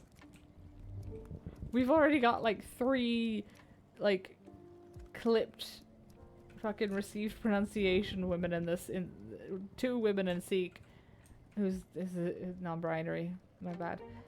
Like, there is one dude's voice on rotation with varying fucking depths to it, and that is it. Oh dear. Sim nods as you approach. Just the human I wanted to see, he says with a solemn smile. The Overseer would like to speak to you again. Oh fuck, I can't even remember the voice I did. Utopia should give you her vote if you chose the one dialogue option when you were like 14. Do you mean the flirting? Because there's 3 of them. Sim looks a lot like how you imagine Eastern looking.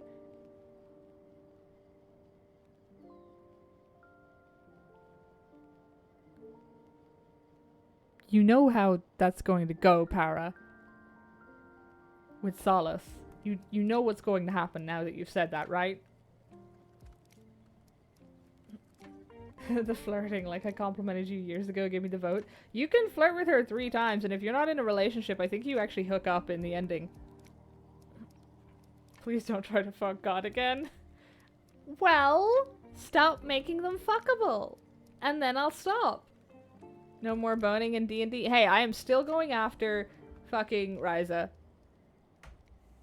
In, like, multiple senses of the word. There's just a small issue of there being a couple of dimensions in the way. It'll be fine. We'll work it out. Let's go see what the Overseer wants to say before we talk about that. Sim leads you to the same cave as before. Nothing has changed, and you get the impression that nothing much does change here. You place your hands on the handles of the array and wait. We have thought over our conversation. You feel the Overseer in your mind. We considered that symbiosis may be corrupt and in need of reabsorption, but his affection for your species is genuine, so we have an offer to make you. Humans wield godlike powers, but lack the capacity to understand their actions. The consequences of their actions, the Overseer explains. You have no connection to the land you claim beyond the short, brutal window of your own consciousness. Our offer is this. We will not eradicate your colony. Instead, you will be tended to, just as the gardeners tend to the rest of the planet. You will be given fresh water, clean air, and good soil, and be protected from outside harm. In exchange, humans will stay within their colony and limit their population growth so as to maintain the balance within the habitat. You will not leave this territory to procure more resources. You will cease all hunting, logging, and expansion outside of your valley. What, like a human nature reserve? More or less, the Overseer responds. You are a curiosity to us as well as a sentient species. We would like to preserve you without endangering the ecological balance of the planet. Now, you will go and convince the others of your species to agree to our compromise. I'll try my best. You say you don't know if there's any way to convince Governor Lum to agree to this. The Overseer seems to accept this. An envoy will visit in Glow season to discuss it formally. It replies. To be clear, an armed envoy. We suggest making yourselves look non-threatening by then. Sim gives you a slight smile. That seems like it went well, he says. I fought hard for them to consider options other than eradication. I'm glad that my trust in you was correct. As Sim leads you back to the surface, you quietly wonder at him. This man, or rather this ancient artificial intelligence resembling a man, has pushed his directives to the limit to help humanity. His interest started with mere curiosity, but over time he's come to love humans and value your survival. Has he made a mistake?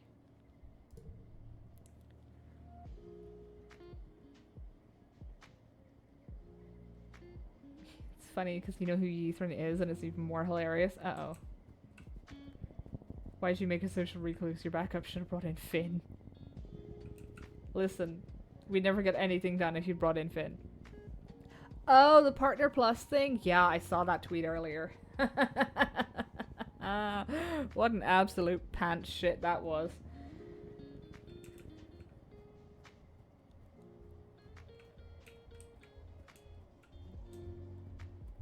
Like, they really just said, oh, we need to do something to fix all our bad publicity. Let's make more bad publicity. I'm gonna do the Thumper event, even though we've done this about 5 times, because I hate the noise it makes.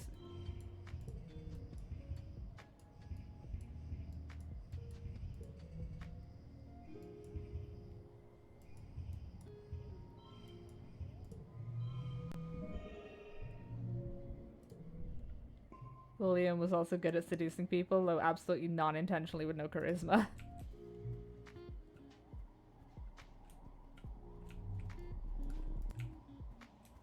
The incidental riz, I think. Wait, who the fuck did Lilium seduce? Didn't she go mad before she had a chance? Oh, or there's no new boss event. Alright, well, goodbye.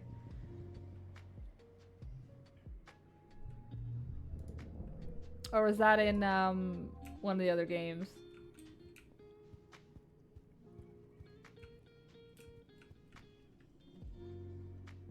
I think that's everything we needed to do out there. Oh my god, I'm not reading that off. I can't do it with a straight face. I'll keel over. Thingy's wife, one of the elf twins, a paladin.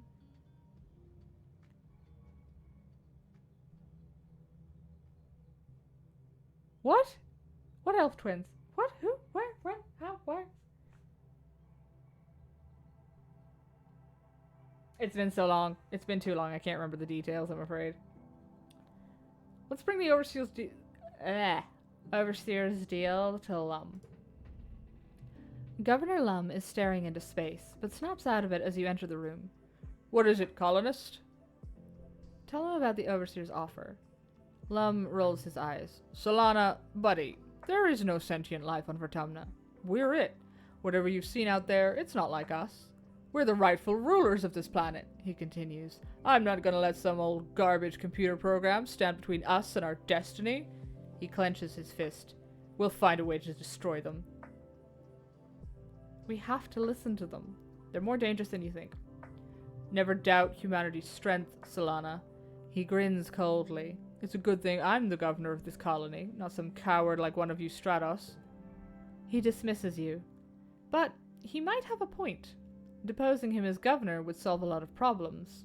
You know Mars would be on board. Well, isn't that convenient? Do I have anything you'd want? Here, have a rock. Here, also have a rock. Unfortunately, we don't need to go out on expeditions anymore, which is a relief because going out there is full of horrors and dangers. When she's trying to prevent Thingy being murdered, she grabbed his wife from the market, carried her back to the house. While sprinting full speed, she had an awakening.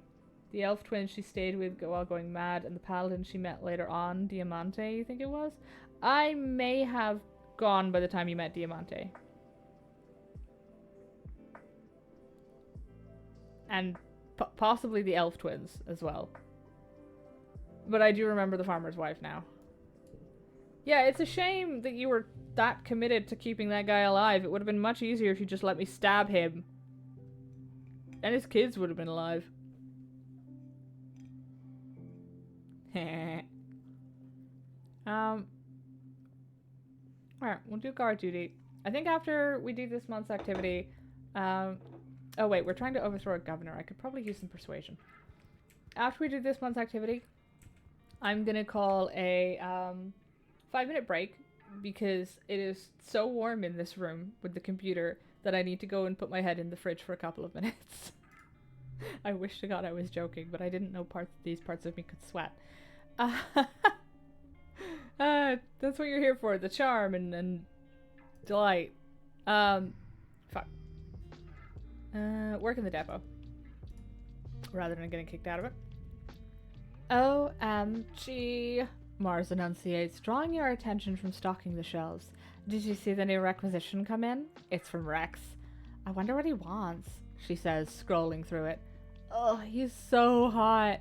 I hope it's something for me. He knows I like gifts, right? You pull up the requisition on your hollow palm and it's a mess. Rex has no idea how to fill these things out. At the bottom, under additional comments, he's written, Lamau, sorry, I don't know if I did this right. Help! You and Mars exchange looks. If you want an excuse to spend some one-on-one time with Rex, you'll have to fight her for it. I feel like we could just give that to her. She's clearly, like, we've acquired a boyfriend. Let's just give this to her. All yours, Mars. Rex stops by for some hands-on training with Mars on how to properly fill out a requisition. He cracks a joke about how she has to go slow because he's never done it before, and Mars laughs so loud you're sure Seek is going to storm in here and bust them for wasting time. It takes them half an hour to fill out a form that usually takes you 5 minutes. Meanwhile, you have to stock the rest of the depot by yourself. Ugh. Thanks, Mars. You owe me a favor one day.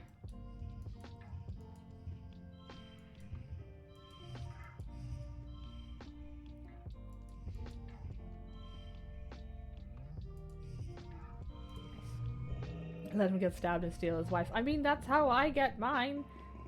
Like, come on. It's Solace. Like, we murdered her father. We got her in on it. We got Ryza in on that. She landed the killing blow, I think. And I'm still in there. Like, I'm still in there if I could just figure out how to get it to the hells. Which I'm willing to commit to.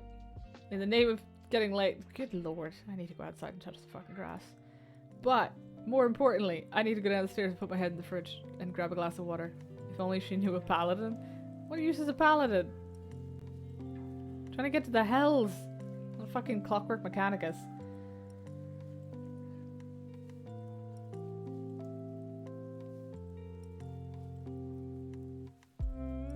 I'm confused. However, I will leave you there for... it is... oh, Alistair's vacation spot.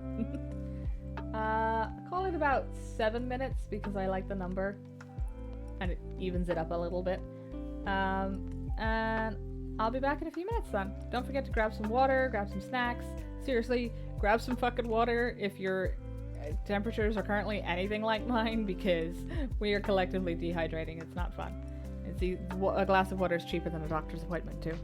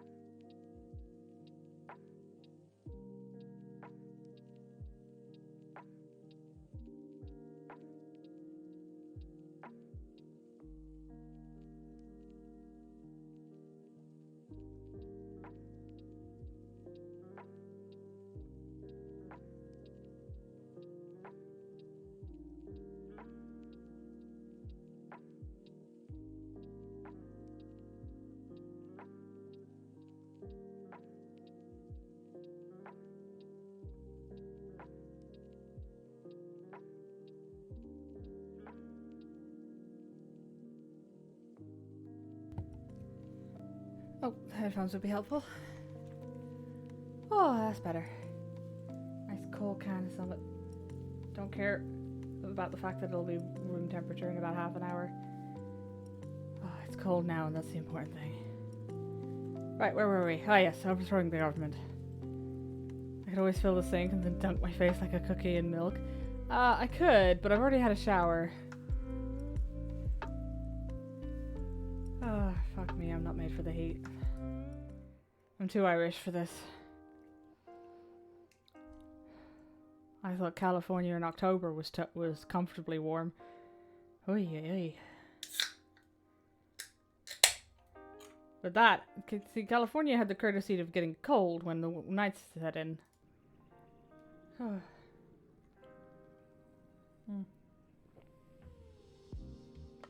haven't even finished the last one I opened, but that's gone warm, so... It's better if I pour it down my spine. I am sorely fucking tempted. I may do that after stream, actually. Ugh. You think Alexa's lying to you? It's not 22 degrees right now? See if they'll tell you the temperature feel. Because, like, I have a weather app on my phone that tells me the temperature and the feel. And they can differ quite a bit. Although we are due a nice thunderstorm tonight, ideally. What are we doing? Overthrowing the government. Yes. If we're going to do that, we want our persuasion up. Because it's pretty low. No rain due there till Sunday. Oh, you have my deep sympathies for that one. You're trying to find Administrator Seek to ask about something and accidentally stumble into a meeting they're having with Governor Lum. You didn't catch the topic of the argument, but you managed to piece together that Seek is trying to get Lum to come up with a way to explain something important to the colony. Whatever it is, Lum is dismissive about it. You hear him say he's not here to hold people's hands, which frustrates Seek. Figure it out, Seek, Lum says. That's your job. Spy on them.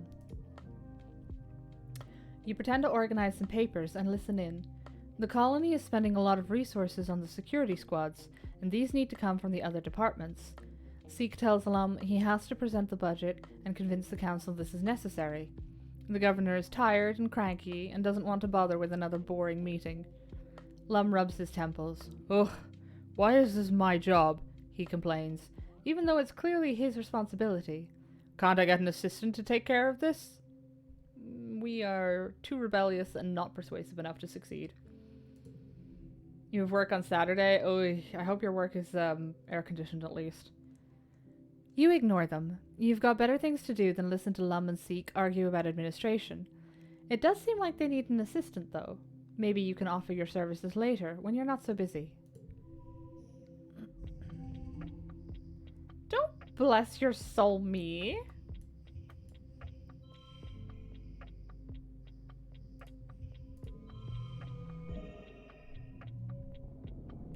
Like, air conditioning is a thing public places have, sometimes.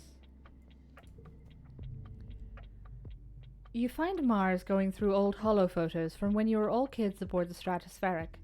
She gives you a sad little smile and pats the couch next to her.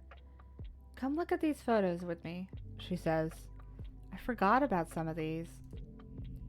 Mars brings up a picture of Nem and Cal from when they were probably 4 or 5 years old. They're both stripped down to just their pants and have painted monster faces on their chests and are standing on top of the table in the creche waving swords above their heads. You remember that table being a fort, a pirate ship, a haunted house, and a jungle cave, depending on the day. Look at them, Mars says, smiling. They used to be the best of friends, right? Whenever you saw one, the other was always tagging along behind them. She sighs. It's so weird that they, never talk to each other anymore. I mean, I get it. An enemy got all weird about being a soldier after her brother died, and Cal really doubled down on the whole hippie aesthetic. It's a blessing your pub can put food on guest tables, let alone pay for an aircon. Oof. I'm stuck on a 12-hour night shift in a building with barred windows. Have some sympathy for me. Yikes. And you can't lift your arms for fear of committing a war crime?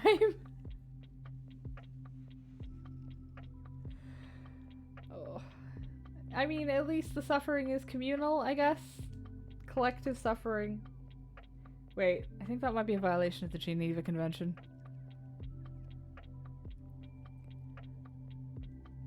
She should never have joined those Helios. Mars hums noncommittally and goes to the next image. Tammy's gentle face smiles back at you. She's in the ship's galley, learning how to make soy sweets from Aunt Antecedent. She's wearing an apron, but almost all of her is covered in different colored powders used for flavoring and coloring the sweets. Even the tips of her ears are dusted with it. Oh, Mars sighs. Look at this one. I know it's been years, but I still can't believe she just died like that, she says sadly. It was so senseless. She was the first, but she wasn't the last. At least she didn't have to see all this death and destruction. She was too kind a soul for that. I miss her so much. Mars taps through some more photos, pursing her lips. I swear there's at least one photo of Dees in here, she mutters. It takes almost a minute, but she finally finds one. Tang and Deese's joint 5th birthday party, complete with matching soy cakes.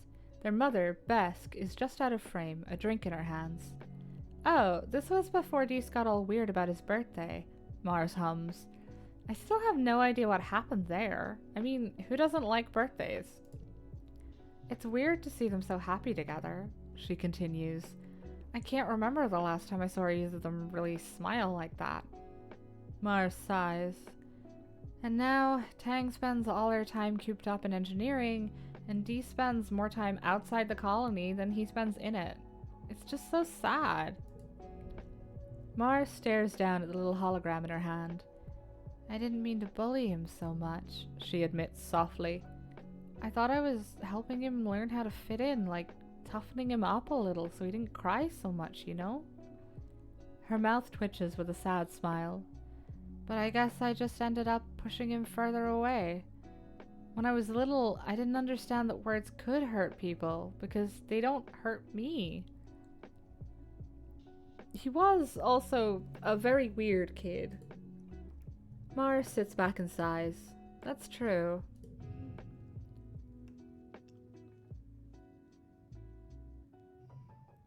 It's weird, looking back on when we used to be kids, Mars muses. We were so innocent. We had no idea about the wormhole or Vertumna.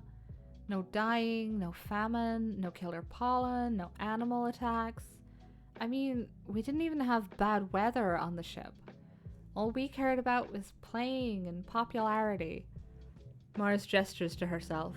Now look at me. I'm working on the bridge. And you know it's all politics. It's like a professional popularity contest. Lum is an idiot, but he's got one thing going for him, Mars laughs. The man has an absolutely impeccable social media game. If nothing else, he knows how to get people to vote for him. Really, that's all you need. Mars leans over and rests her head on your shoulder. Her hair smells like jasmine. Thank you for going through these photos with me, she says quietly. I try to keep my eyes on the future, but sometimes it's nice to remember where you came from.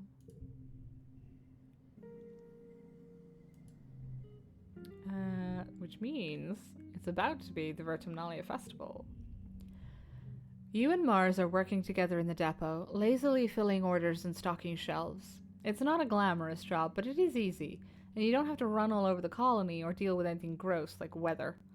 Mars cranes her head to watch a customer leave, then whistles. Wow, she says, leaning her head on her hand dreamily. Did you see the behind on that one? Honestly, the best part about colony living is that everyone is in, like, peak physical condition. You know what I'm saying? Let's admire our butts and do our work. Mars rolls her eyes, and you both get back to work, taking breaks to giggle over particularly delicious customers. At one point, Seek comes in to drop something off, and as they turn around to leave, you and Mars bust into laughter. You can't help but notice Seek does sashay ever so slightly when they walk, hips swinging like a pendulum.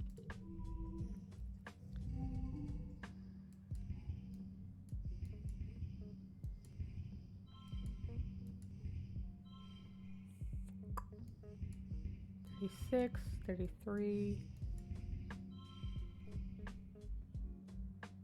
push through.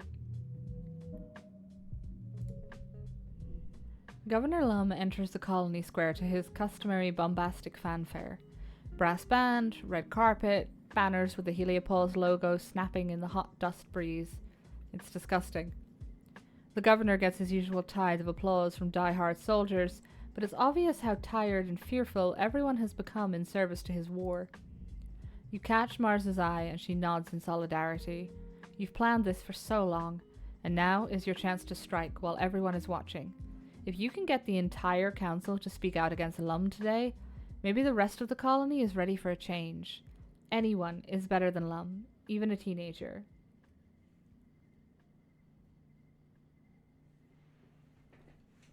Hey, welcome on in. I'll be real with you. I can't say a word that long. Your name is very long.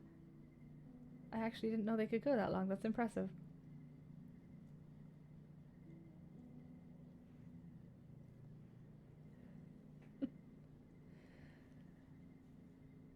You've come at a great time. We're overthrowing the government. Which is everybody's favorite time to enter, I think. The governor raises his hands for silence, though it's largely unnecessary. Pioneers of Vertumna, he begins, we stand here today, not shivering and quaking in fear, but with our hands around the neck, he makes a ringing gesture, of the planet herself. Before he can continue, Mars leaps from her seat and runs to the front of the stage. A ripple of fear goes through the crowd. You all remember what happened to Utopia last year. It doesn't have to be like this, she cries, speaking to the crowd. We don't have to listen to him. He's just a bully with a gun, like the ones we left behind on Earth. Join Mars on the stage. You put yourself between her and Lum's honor guard. She flashes you a giddy, grateful smile and turns back to the crowd. She points to the governor. This man has made you think that the only way to survive is through violence, she says. He's just a soldier, and not even a good one. Violence only makes small, weak men feel powerful. She turns to the council. He's not powerful. We're powerful. We broke free of Earth. We broke free of war, bigotry, and inequality, and we can break free of him too. Please, she urges, stand with me. Reject Lum and bring in the new era, a colony led by someone born among the stars. She holds her hand to her chest. Me! I can lead this colony. Governor Mars is the future. The buzz of the crowd is deafening, like a swarm of bugs all chirping together. Some of the council members are nodding, but it isn't unanimous. This is bullshit, Lum laughs. 2 children saying they can lead the colony? What's their first order of business? Taco Tuesday? Soy sweets for dinner? He waves his hand dismissively. Have your stupid vote, he sneers. We'll let the council decide. Out of the corner of your eye, you can see his guards with their weapons lowered, just waiting. Some of them look as interested in the change in leadership as you are. If you have the council behind you, even Lum's supporters in the military could fall in line. You might just win. Let the council vote. The council deliberates. You and Mars clasp hands and tensely await their decision. The council shuffles off to the side and deliberates. To your relief, they come to a decision quickly. They must all be unanimous, or the centrists of the colony won't rise against Lum. After a minute, Instance looks up from the group and shouts, Someone get that man off that stage! Lum starts to laugh, but stops when he realizes that his own honor guard is coming up onto the stage to cart him away. Wait, he says, as his arms are held behind his back and he's taken off stage. You can't do this! I'm the governor! I'm the leader of this godforsaken colony! You search the crowd for any hint of dissent. The soldiers are uneasy, but everyone else just looks tired and relieved. You can't believe that all it took was a few kids to point out the obvious. The council returns to their positions, and Instance remains standing. We've decided to reward these young patriots for their bravery by accepting their bid for leadership, she says to the crowd. On a trial basis, she gives you a meaningful look. We're pleased to recognize our new governor. Instance turns to Mars. Marzipan! Mars shrieks and jumps up and down and then gives you a big hug. Get overthrown, nerd. Yeah. We did it! She squeals. We really did it! Thank you, Solana! Mars releases you and waves at the crowd as they cheer her name. She looks overwhelmed, but bursting with happiness. Seek shuffles forward and directs Mars to place her hand on her chest and repeat after them. Watch the swearing-in ceremony. Mars swears on her honor to act in the best interests of the colony and to uphold the tenets of the Vertumna Group. Peace, understanding, and harmony with the planet and each other, not just for herself, but for generations to come after her. It's official now. Lum is old news. You won. Give us the sweet Governor Mars splash art. The two factions of the colony regard each other carefully. On one side, those who went along with Lum out of fear, either of him or Vertumna, are cautious, unsure of what to do now that their leader's been deposed. On the other, the peaceful faction can't quite believe their nightmare is over. Mars sees this and directs Lum's military band to start playing something festive. I know we've been through a lot, but we've been through worse, she says. Tonight, let's just enjoy being together again. Let's eat and dance and celebrate. After the politicking is over, the crowd adjourns to the feast tables and eventually the dance floor. The sun's set on the long day, the heat breaks, and the party continues well into the night. While everyone is dancing, Utopia comes up to thank you in advance for putting a stop to hunting. Did you miss the vote? Yeah, it just happened. We've overthrown Lum. He was not happy. It was very funny. After the festivities, Mars gives everyone 2 whole weeks off for a much-needed rest. She spends the time meeting with every colonist individually, and it does a lot to endear her to the people who are still hesitant about having a teenager as governor. But you did not miss the Governor Mars splash screen. The CG. You get a summons to report to command, to Mars's new office.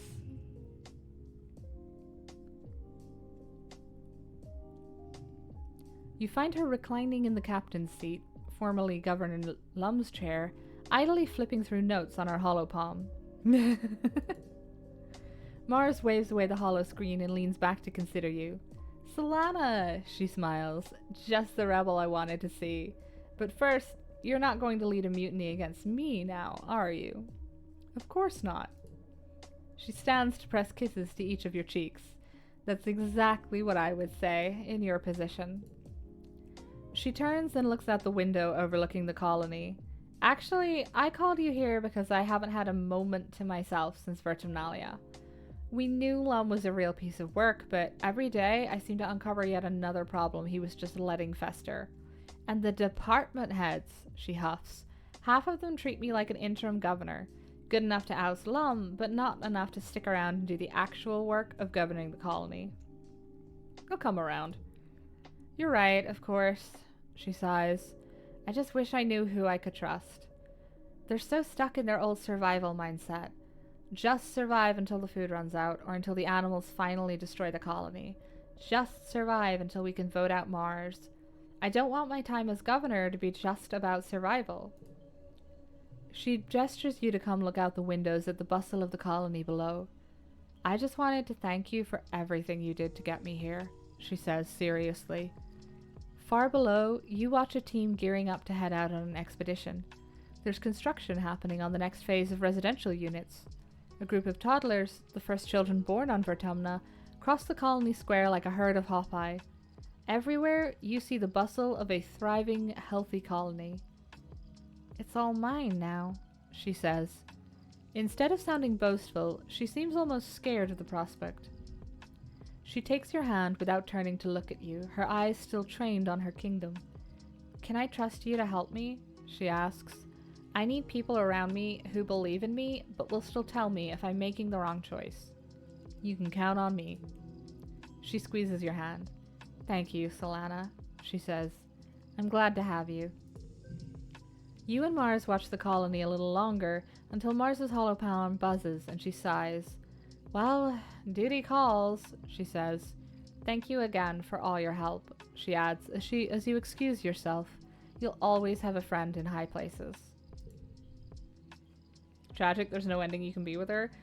True. She is a wild lady. no taming with marriage or any of that for her. But to be fair, that's like a solid 60% of the colony. Let's see, Mars, Tang, Vase, an enemy. Oh, well, sort of an enemy. I think it depends how you wrap things up with her. An enemy will stay. Yeah, but she dies so young in most endings, so I think is the issue. Maybe not the, maybe not a peace ending if you've resolved her full quest line. Right, Mars wants to talk to me. Solana! Mars calls out to you sweetly. You know immediately that she wants something from you. I'm so swamped with work lately, she simpers, batting her eyes. She's really laying it on thick. I just have so many memos to draft and speeches to write, and I'm a very busy woman. Would you be a doll and help me out? Before you're able to respond, she pats your cheek fondly. I knew I could count on you, Solana. I need a right hand, and it just has to be you. She smiles. Besides, who else can I trust to know that I take my blep tea with extra sugar bug syrup? It's also a new season.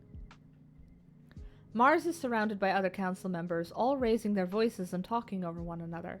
Enough, she says, making a cutting motion with her hand. The council falls silent.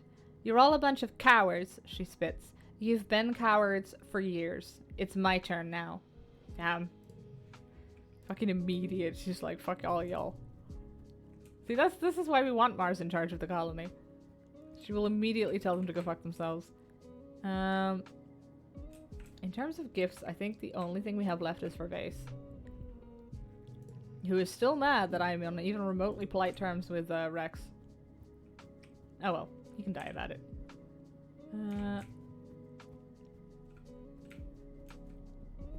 Oh shit, wait, we need to bring the plan to the council. The new council. That would help. Bring the Overseer's deal to Mars. Mars waves away her reports. Hey Solana, what's up? Need something from Governor Mars?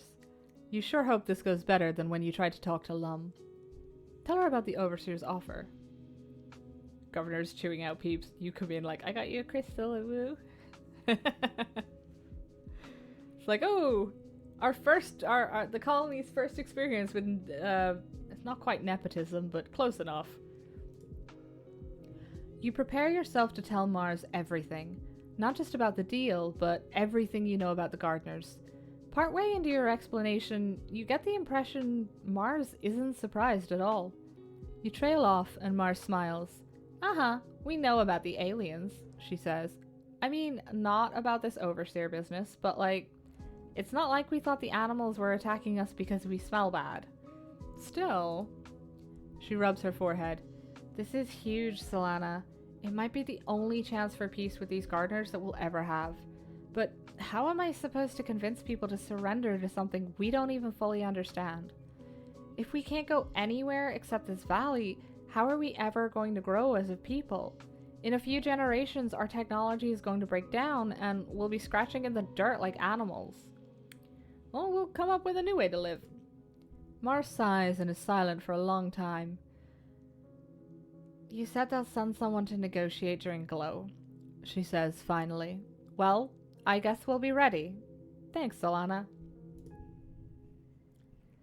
Speaking of that, we have a negotiation to deal with, so we are just gonna hit the persuasion buff, because we're gonna need it, I think. You work the depot desk this month. It's nice to have something simple and easy to do, just filling out requisition forms and fetching stuff from the back. No drama, just chatting with people who come by and getting them what they need. Governor Mars stops by and thanks you for all your hard work. I think we also need to try working out in the kitchens. I don't think we've actually done that yet.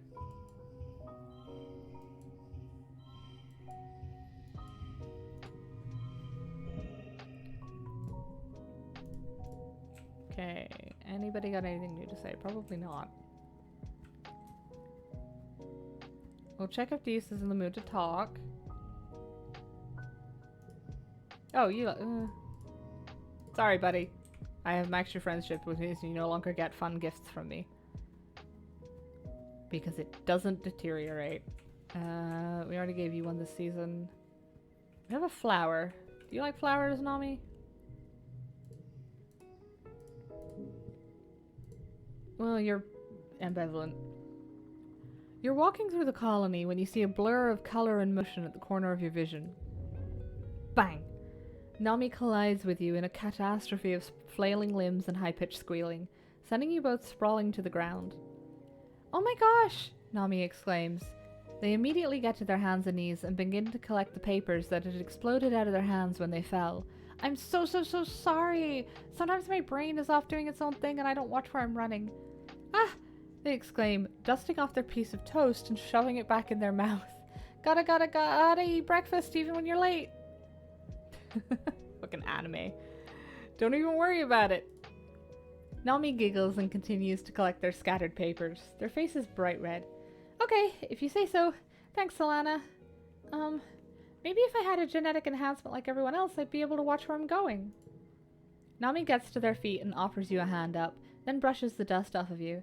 I actually don't know what my genetic enhancement is, or, even if I have one at all. My parents decided to lock my medical files from when I was a baby because they had this wild idea that they wanted me to grow up without feeling like I had to be, perfect. They think it's rude for parents to make that choice for their kids. Nami's one shocking incident away from being an isekai. Nami went through a wormhole to a different planet. I think Nami has been isekai'd. That's really smart. Yeah, I think so too, Nami replies, smiling brightly. Sometimes I think about what kind of cool superpower I wish I had, but most of the time, I just assume my parents just avoid telling me they gave me the superpower of being turbo awesome. Nami wiggles their eyebrows. Maybe I'm just like Galactic Cyber Prince Umiyama, and one day a talking Hawkeye will come tell me I have to defeat the Mecha Ultra Nether beings. Nami starts walking with you, talking animatedly with their hands. I know my parents just wanted me to know that I can be anything when I want to be when I grow up, and I don't have to be super strong or super smart in order to be happy. They always told me, nothing and nobody knows what's good for Nami except Nami, and I really think that's true. They stop and turn to you, looking serious for the moment. Sometimes it does kind of feel like, well, Nami squints up into the sky. Sometimes I wonder if I'm only good at something because I have some kind of secret advantage I don't know about. Or sometimes I think the opposite, like, if I'm not very good at something, I'll feel angry because maybe I could have been good at it. It was really bad on the Helio because everyone is really good at something. Usually things like marching and shooting stuff. I thought maybe it would feel different here, where there are people with all kinds of skills, but... They sigh. No matter what I try, everyone is already way better. So I just feel like I just suck at everything. Everyone sucks at first. It's the first step to being kinda good to something, Nami says brightly. That's from a show I used to watch. And I guess I don't suck at everything. They strike a pose with an imaginary laser pistol. I'm really good at laser fable. Pew pew! Thanks, I love them. Wormhole-kun. Do you like these? You have no strong opinions about this. Well, close enough. Oh, we've actually managed to acquire friendships from people. I'll be damned. Let's see if we can work in the kitchens.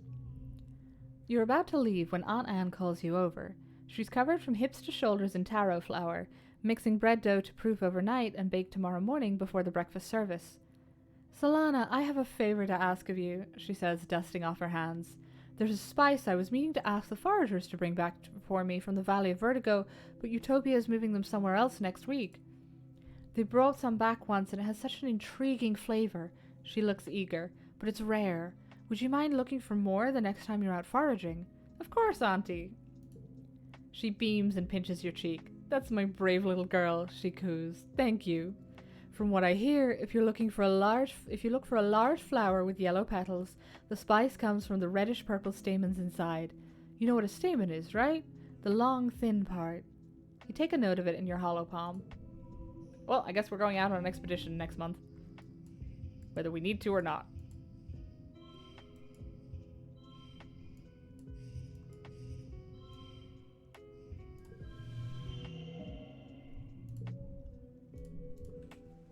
Oh, new perk?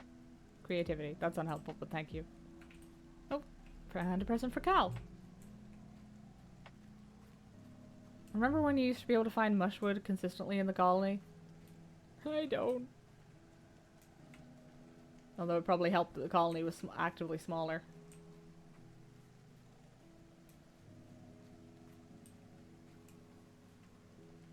I'm starting to get the distinct suspicion that... here you go. That finishing that bar is going to be a case of either stockpile every piece of mushwood you find as a child, or the other one. Audible processing, hold on. No, where are we going? This way. Doing a hell of a lot more expeditions in the earlier zones, because it doesn't seem to spawn in the western ridges. I think she said it was the valley we need to go to for her spice. Oh, and more for Cal. Well, that was kind of pointless. Oh, there is one season left, I suppose. I think it works in glow. So we are looking for an exclamation mark. Oh, Sim's here. Doesn't appear to have anything new to say. Here, have an egg. I know you have no particular opinions about it, but have one anyway. Don't know what that was. Oh, it's a flower. That means we can dump it on somebody. I think the flower for Aunt Anne is this one. You're trekking through the Valley of Vertigo when you come across a large yellow flower. Each petal is at least the size of a dinner plate, all delicately curled around a central pit. When you look inside the flower, you see that the petals cradle a shallow well of pale red liquid. It smells horrible, like rotting vegetables. You're about to leave it alone when you notice that the stamens of the flower are a deep purple red. Wait, isn't this what Aunt Anne asked you to find? You hold your nose with one hand and grab hold of a fistful of stamens with the other. With a wrenching tug, you've separated the stamens from the flower. Oh, ugh, it smells even worse now. Your eyes are watering. You retreat from the vile flower before it can deal any more damage to your senses. And there should be one more boss event, maybe? I don't know if we ever actually finished out this place.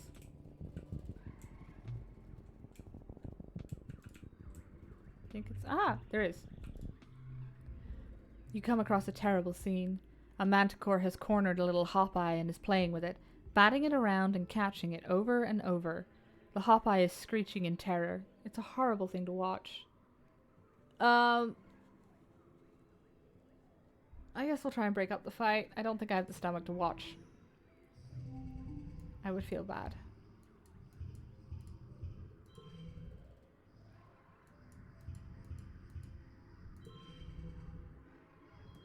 Okay, what do we need? 13? There we go. Perfect! You quietly climb up into a tree first. Manticores can't climb trees. You're pretty sure you remember hearing that. You'll try to scare the attacker away by hooting and throwing rocks. You put on your scary face and try to frighten it away. The manticore is so annoyed by your throwing rocks and making a ruckus that it turns its attention to you. It roars in anger. Shivers of fear run up your spine. That's definitely a better scary face than yours. The hop-eye, who'd been playing dead, suddenly leaps to its feet and bounds off into the jungle. The manticore is now very angry with you. It rears up and digs its claws into your tree. You hold on for dear life as the tree shakes. It roars and rustles its mane at you, pacing back and forth under the tree. Then it sniffs around where the hop-eye had been, grunts one last time in frustration, and wanders off into the jungle. You stay in that tree for another full hour before you dare to come down. Scary, but you saved that little hop-eye's life. I think those are the only boss events here, so we will swing off back home. Because I don't think there's a huge amount that we can get done there. Dump these gifts on people that will take them. Because this might be our last chance. It might reset and glow, I'm not sure. Never mind, you're stacked. We got a flower. Mars likes flowers. Well, Mars is almost maxed. Tang also likes flowers. Which means... Oh, we have plenty. Excellent. You're surprised by Mars's soft hands covering your eyes. Solana, she croons. Come with me, I have a surprise for you.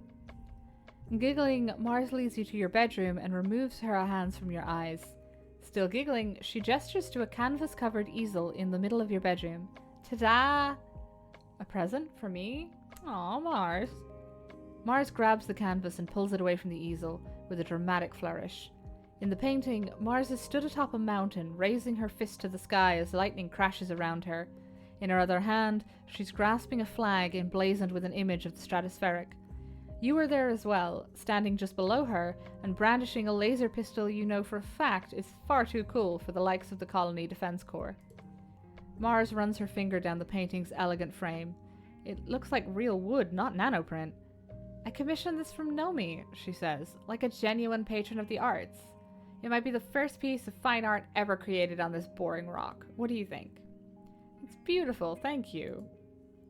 Mars smiles. Of course, darling. Only the best for you.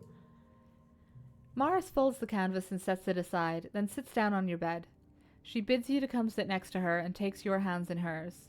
I just wanted to do something to thank you for everything you've done for me, she says. You were instrumental in the fight to remove that idiot from power, she continues. I couldn't have done it without you. I'll never forget the debt I have to you for helping me realize my dreams for this colony. I promise I'll keep you on your toes. I expect nothing less, Mars replies. She seems genuinely sincere. The problem with people in power is that no one has the guts to stand up to them and tell them when they're wrong. You talk for hours about your lives and plans for the future. Then, as the yellow afternoon sun sets, the two of you step out to your balcony to watch the colony grounds. Mars pulls a glass bottle from where she's hidden it under your bed. It's no 1945 Chateau Mouton Rothschild, she says, uncapping the nano-printed bottle with a satisfying thump.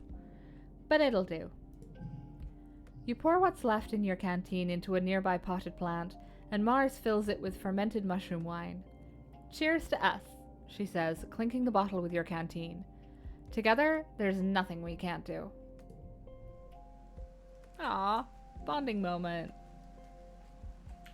Hey, dipstick. Here's the thing I found on the ground. Oh, it's also his birthday, apparently. Please don't talk about pulsating, it's weird.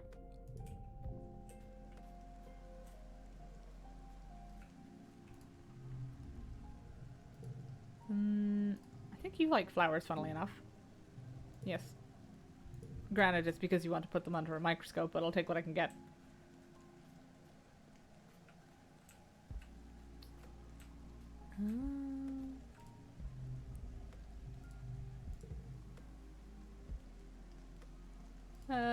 Do you hate those?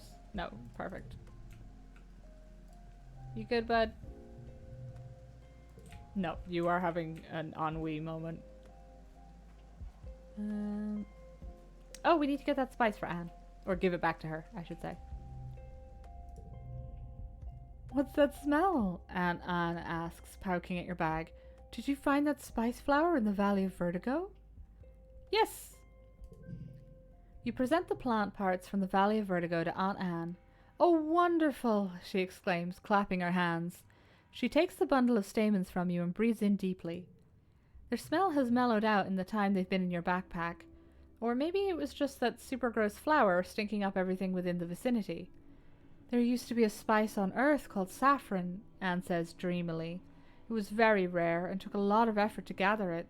This is as close as I think we're going to get on Vertumna. I'm very happy to have it, thank you. Throbbing is a better word? Oh no. I hope the fucking weird thing I brought... what was it? A weird thing I found on the ground is not throbbing.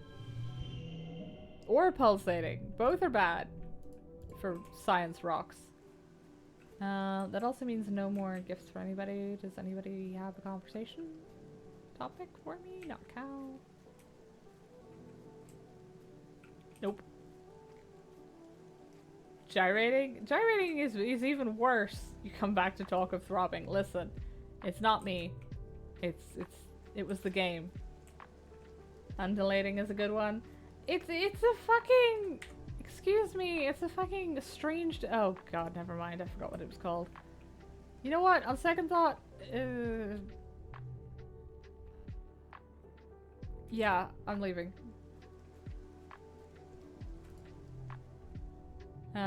Also working in the kitchen has not been raising it. Let's just... I think we're almost at the perk. Tang flags you down in the hallway. Oh, Solana, do you have a moment? You go out on expeditions sometimes, right? She asks. At least, far more than I do. Or would ever wish to. So, would you mind doing me a favor? Of course! I'm not going to, it's almost glow, but... It's a small thing, really, and I'm to understand it's not terribly dangerous either, Tang replies. I simply need you to bring me some hop-eye eggs the next time you come across a nest out there. I would ask Dees, but, well... She makes an evocative, dismissive gesture. I'll keep an eye out for them. That's all I ask, Tang replies primly. They're quite common if the reports from the foragers are to be believed. They tell me that they commonly find nests in the Valley of Vertigo. It's positively lousy with them. Let's see. 8, 5, 4, 4, 5. There we go. And that means it is glow. And we got our reasoning perk. That could be handy. And I forgot half of these people disappear indoors during the glow because it's slightly dangerous. Yes, yes, stop judging his face. Prick. Let's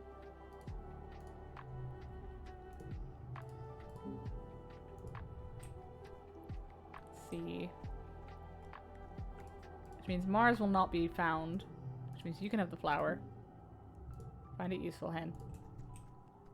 Cal gets his bobber fruit, and I think that's everybody that's out and about during the glow.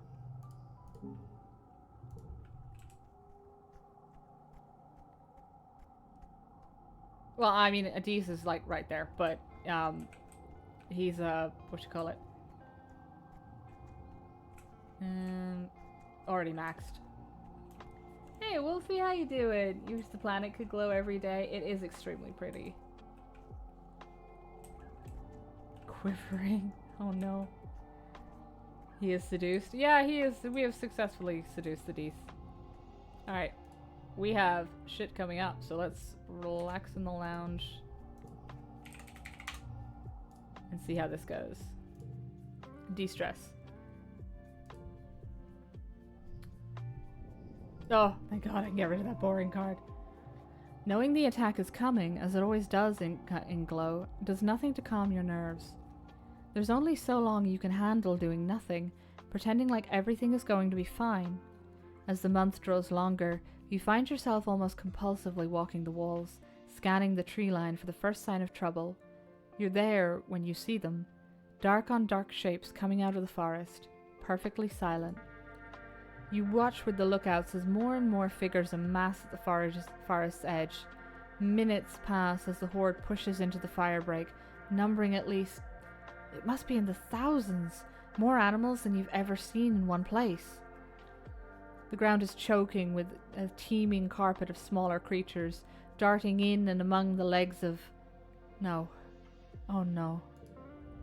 The forest bends as a faceless emerges from its depths, followed by two more. The mood on the colony walls is discouraged. One faceless destroyed your colony.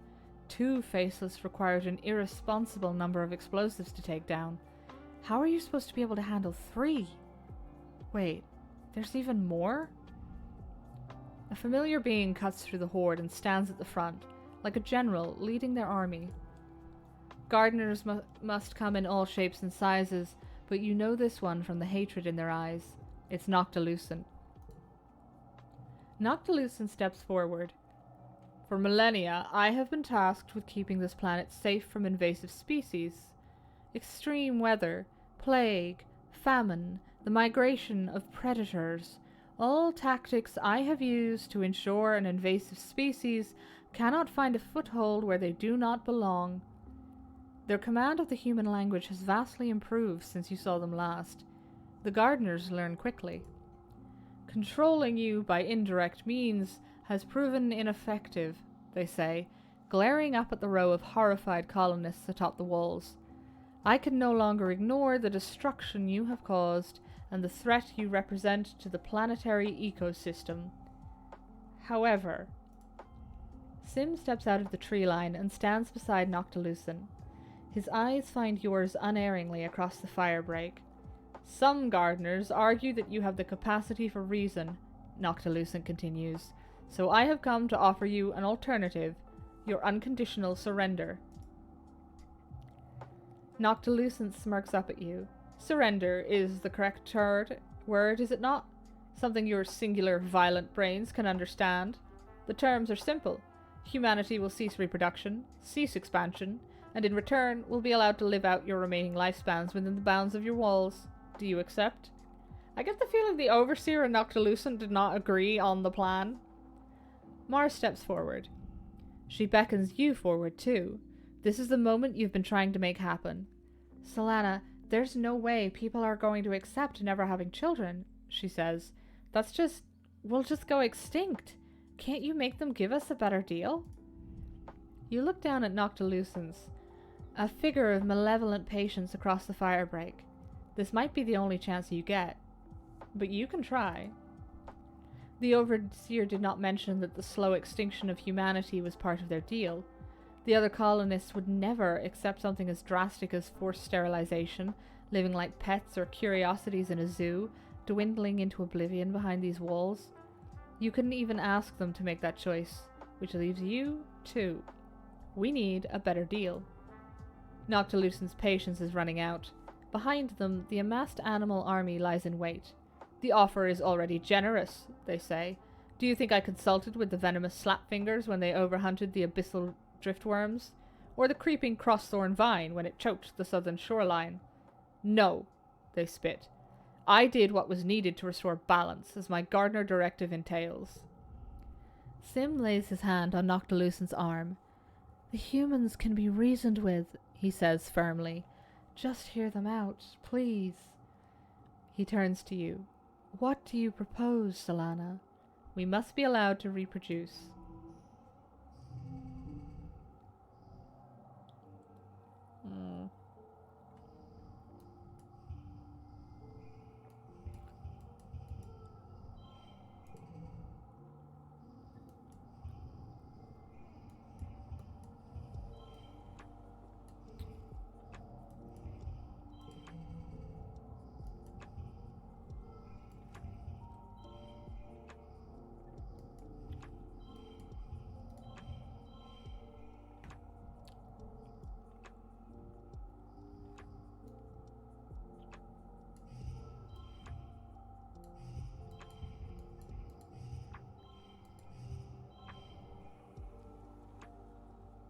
Push through with 15 stress.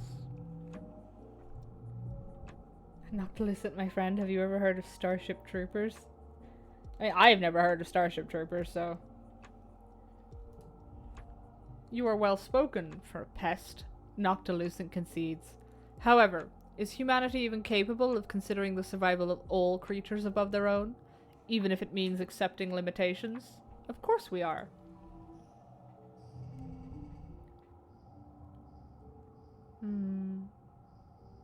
+1 for each gem. Shit.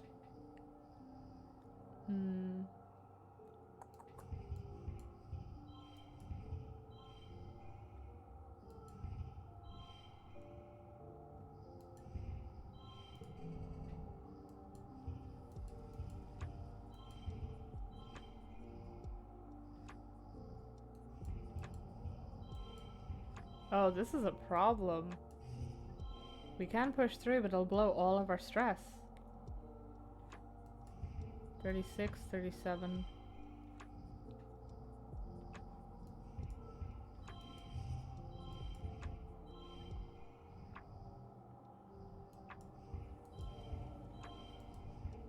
$35.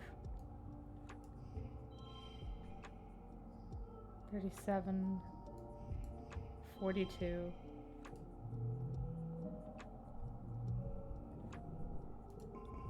You argue that the success of the Vertumna project in leaving Earth shows that you've learned from your mistakes. Maybe humanity as a whole wasn't able to change trajectory back on Earth, but the colony self-selected those that could.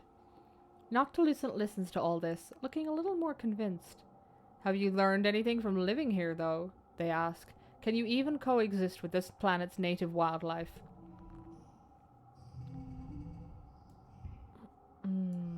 13, 7, 6, 8, 8, 4, 3, 6, 6, 5, 5. Hey! We did it! Please don't give me another challenge. My IRL stress levels won't survive it. Noctilucent seems impressed. You've learned all that in 10 years. It seems you aren't completely ignorant. Very well, they say, motioning for the army to stand down. You have argued your case and shown you can adapt to your surroundings. And the new terms are: the Overseer has agreed to grant the humans reproductive autonomy and limited expansion within your ecological niche, Noctilucent offers. Additionally, the gardeners will ensure the continued health of this valley, fertile soil, clean water, favorable animal migration patterns, and so on. You know, this sounds a lot like the deal that the Overseer actually suggested to us, and I'm starting to think the volunteer to go extinct option is not what the Overseer even intended, and was just Noctilucent, like, making one final play by having an opinion. The prick. If you just shot him, it was easier. I mean, yeah, but, like, it also leads to war. Behind you, the colonists are beginning to carefully come forward to listen, murmuring in wonder. To be clear, Noctilucent continues, there will be no hunting, clearing, mining, or expanding beyond the valley. Humanity must live in harmony with nature rather than attempt to control it, Noctilucent adds. You will come to understand that you do not stand above the needs of the planet. You look back at the gathered colonists. This is the future your parents always dreamed of. They and the other members of the Stratospheric only wanted to live in peace with the land. But the Helios arrived on a military mission, carrying their burdens from Earth, and may resent any deal with the gardeners. This decision may not be popular, but it will give humanity a chance at peace. A true peace. We agree to your terms. Gotta love a post-humanist society, hell yeah. The animals surrounding the colony begin to filter back into the trees, disappearing into the gloom of the lake glow wilderness. Your knees buckle. You feel like you could sleep for a week. All around you, you hear people crying. In relief, maybe, or fear. Tears pour down your face unbidden as the colony comes out to clamor around you. Many are smiling, and some look numb and scared. Some look angry. It hasn't sunk in yet, even as you're hoisted onto someone's shoulders and paraded back into the colony. You did it. You won. The party continues well into the night, and for a few days after that as well, until the suns rise above the horizon once again. It begins to set in that the colony will never again see another monster attack, or famine, or plague. Most people think this sounds pretty good. The others are soundly overruled for now. As for you, now you can focus on just being your best self, without worrying about day-to-day survival. That relief carries you through until quiet breaks on a new year, your 20th birthday. You turn 20 amidst a time of tremendous joy and unity in the colony. You aren't a teenager anymore, so you guess that makes you an adult, though in many ways you've already been one for a long time. You step out onto your balcony to greet the new day and start the rest of your life on Vertumna. The end. I promise to live in harmony with nature proceeds to blow out the dog boy's back. Listen, relatable.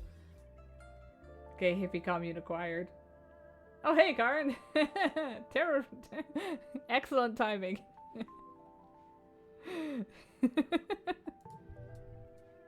wonder, actually, you reached your 20th birthday. We negotiated a peace deal, and now we're not banging the... Hey! I love this ending. Humanity will promise not to reproduce.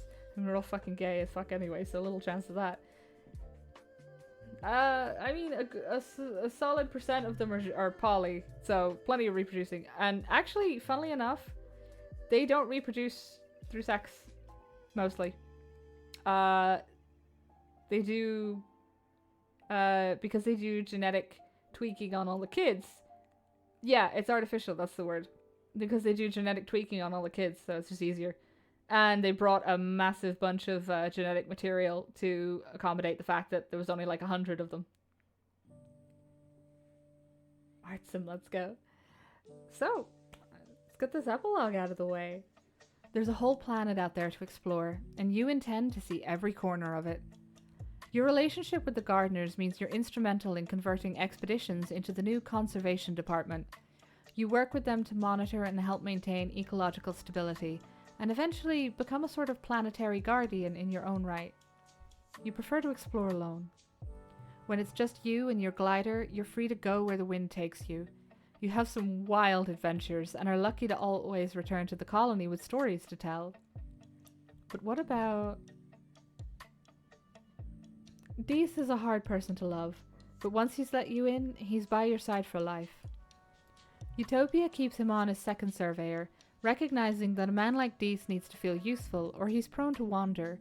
Over time, he straightens up his act, and even learns how to play nice with authority, though he and Utopia together certainly keep the council guessing. Dees is instrumental in the colony's transition to gardener authority. Together, the two of you provide an example of fearless submission to the forces of nature. Dees actually talks to people about everything he's seen in the wild, the incredible and the horrifying, and champions the idea of being a part of it, not in control of it. The idea that peace with nature involves cooperation and compromise, not subjugation, is unpopular, but being unpopular has never stopped Dees before. Once you've put in the work to get past Dees's defenses, he proves to love you with the same single-minded obsessiveness with which he loves Vertumna.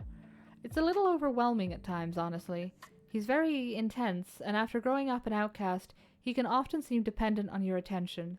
You're one of the only people he's ever truly loved, and felt like he was loved in return.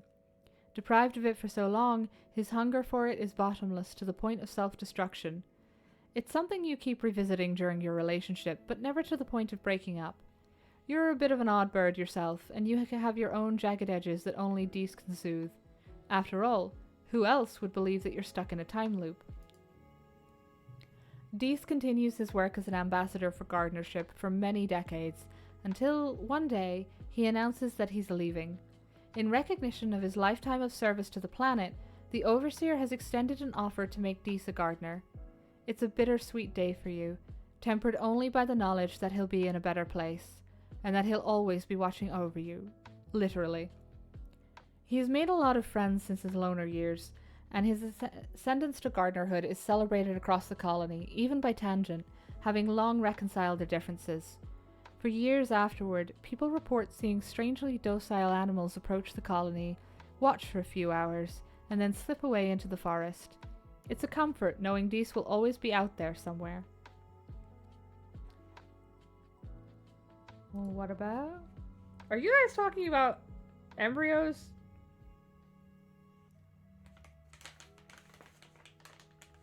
You know what?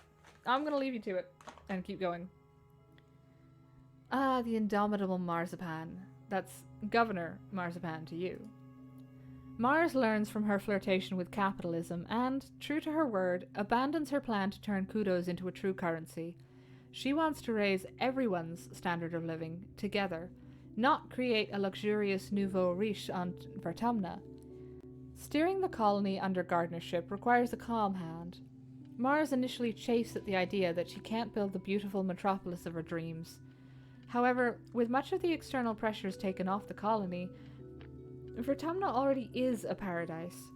Few people need to labor for subsistence anymore, so more can devote themselves to the arts. Just as Mars had hoped, peace brings an unprecedented time of cultural growth, and eventually the luxury she craved, just a little different than she imagined. As for her love life, Mars is never really one to settle down for the long term. She enjoys a string of lovers. Tangent, Utopia, Rex again, a number of people from the Heliopause. Everyone wants her, nobody can cage her. She does eventually have one child, just for the novelty. She enjoys being the center of attention while carrying a surrogate pregnancy, but enjoys being the child's wealthy, generous Auntie Marzipan even more. Mars remains surrounded by as much luxury as one could expect on an exoplanet, and though she complains about wanting more, she never seems anything less than happy about her life. But what about? Symbiosis, the bridge between two peoples. Undying, never aging, ever patient Sim remains one of your closest confidants. For a few years, it's quite common to see gardeners move around the colony in various forms, teaching the humans about the history of Vertumna and how to live in harmony with the land.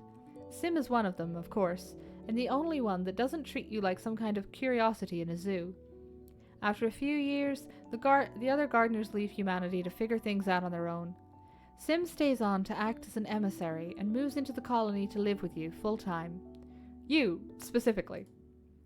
You move into a gardener-like abode where Sim can form a connection to the array, glowing pool and all.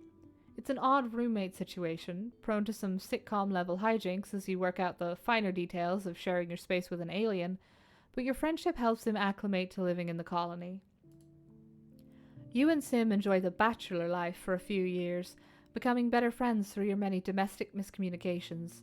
He's a good roommate, though a little dense when it comes to picking up when you would like some private time, please, Sim. Though a few brave souls try, Sim never bonds with anyone in the colony in the romantic sense, but instead cultivates many new friendships. You think Sim enjoys living in the colony, but he never quite fits in. He reincarnates a few times into forms that look more human, but he also once famously returns to the colony as a swarm of hecklebees, just to prove a point about how the gardener consciousness transcends form. It's a bit unnerving, but that's Sim for you. But what about? Chief Engineer Tangent has a nice ring to it. It always seemed like Tangent's life was laid out for her. Work hard, discover amazing things, and eventually replace Instance as Chief Engineer. However, after only a year on the council, Tangent surprises everyone by stepping down.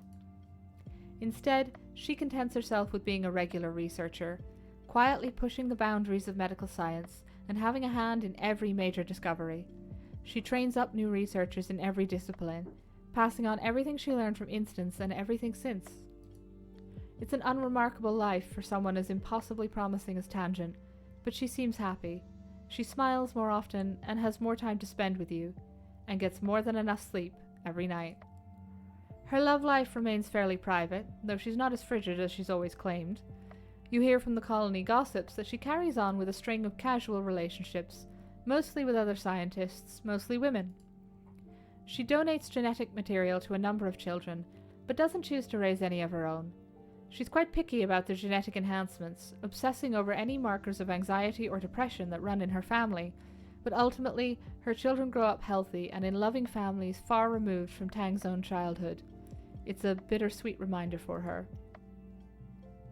Unfortunately, even with genetic alteration, the human body was not made to withstand long periods without sleep, and Tangent's willful negligence in taking care of herself certainly doesn't help. She develops a heart condition in her early 60s that outpaces the healing capacity of the medbeds, and it eventually takes her life. But what about? Your dad never really recovers from your mom's death. He tries, but his smile just isn't the same. Peacetime under the gardeners is good for him. Without the pressure of feeding the colony, a weight he never asked to carry, he's able to spend time on things that actually bring him joy. He and the other farmers cultivate plants for recreation, dizzyweed and hops, fruits for making cider, cotton and hemp for when the nanoprinters eventually wear out. He dies of natural causes, having seen all his dreams of Vertumna come true. They'll always be with you, in the ground you walk on, in the trees that give you shade, and in the cycle of life that sustains you. But what about? Your hawkeye is a good companion, but you're no replacement for its own species. When a herd of hawkeye roam close enough to the colony, you release it back into the wild. And a few years later, you're greeted one morning by a whole litter of hawkeye kittens outside your door, and Mrs. Hoppington proudly showing off their family. But what about? Your Vriki grows from the size of a small dog to the size of a bear, becoming more and more unwieldy, and more terrifying to small children.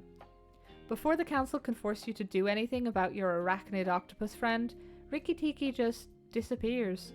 You look everywhere in the colony for it, but your answer comes from outside the wall, a new Vriki nursery tree. Soon, the colony is host to many curious Vriki pups who call your Riki Tiki home. And in my later years? The days turn to months, eventually becoming years, then decades. Before you know it, you're old. You live in harmony with nature. Living under the gardeners, lovingly tended like any other species in their garden, is like a paradise. The trees are heavy with fruit, the weather is mild, and the colony is unbothered by the larger xenofauna that once menaced the colony. You even see faceless ones sometimes, sitting in clearings like inert sentinels, their broad, mossy bodies home to clusters of small animals. Over the years, a few dissenting groups refuse to believe that the entire planet is off limits to humans. In the spirit of human expansion, they break off from the colony in search of somewhere outside of gardener influence. Some return, chastised, but others never do, pruned, just like any invasive weed. The surveyors work exhaustively to map the boundaries of the human territory, and the scientists and engineers work on countless simulations to test its carrying capacity. Within a few years, you have concrete numbers on how many humans can live comfortably while still maintaining equilibrium with the planet. Mother Vertumna is generous and humanity flourishes. There's more than enough space to live, and for future generations to enjoy as well. You do so well, in fact, that a gardener emissary comes to you with an offer, a second human territory. It's a show of trust, but also a chance to prove your worth by helping keep down the population of a stubborn, but delicious, invasive mollusk. They've prepared a proto-colony and take 100 humans to begin their new lives as a seaside community. You're sad to see them go, but it's a great sign for the future of humanity on Vertumna. Vertumna is your home now, and you've made it a good one. You die at a ripe old age, surrounded by loved ones. In the moment of your death, as your brain cells fizzle out one by one and shut down forever, a vision swims in your mind's eye. Is that a person? They seem so familiar. You feel like you know them so well. Oh, it's you, only ancient. Her arms are covered with so many data bands, so many lifetimes of knowledge. The ancient you speaks without moving her mouth, not in words, but in something like pictures. Still, you understand. She greets you with a love you can feel suffuse through your soul. You did well, she says. It's not easy to make someone put aside their ego and surrender to a greater power. Humans have tried before, and it hasn't always been pretty. Her hand rests on your shoulder. I hope you can manage to do it again, because you're not done yet. I lived my best life. There was a girl. We were young together. Tammy, with the cotton pink candy hair. Such a shame to see a life snuffed out so young. She gives you a look, as if to say you were somehow responsible for this. Wait, were you? Could you have saved her? We have a chance to take another path, to change the way our life turned out. She reaches out a hand. Come with me. Go with them.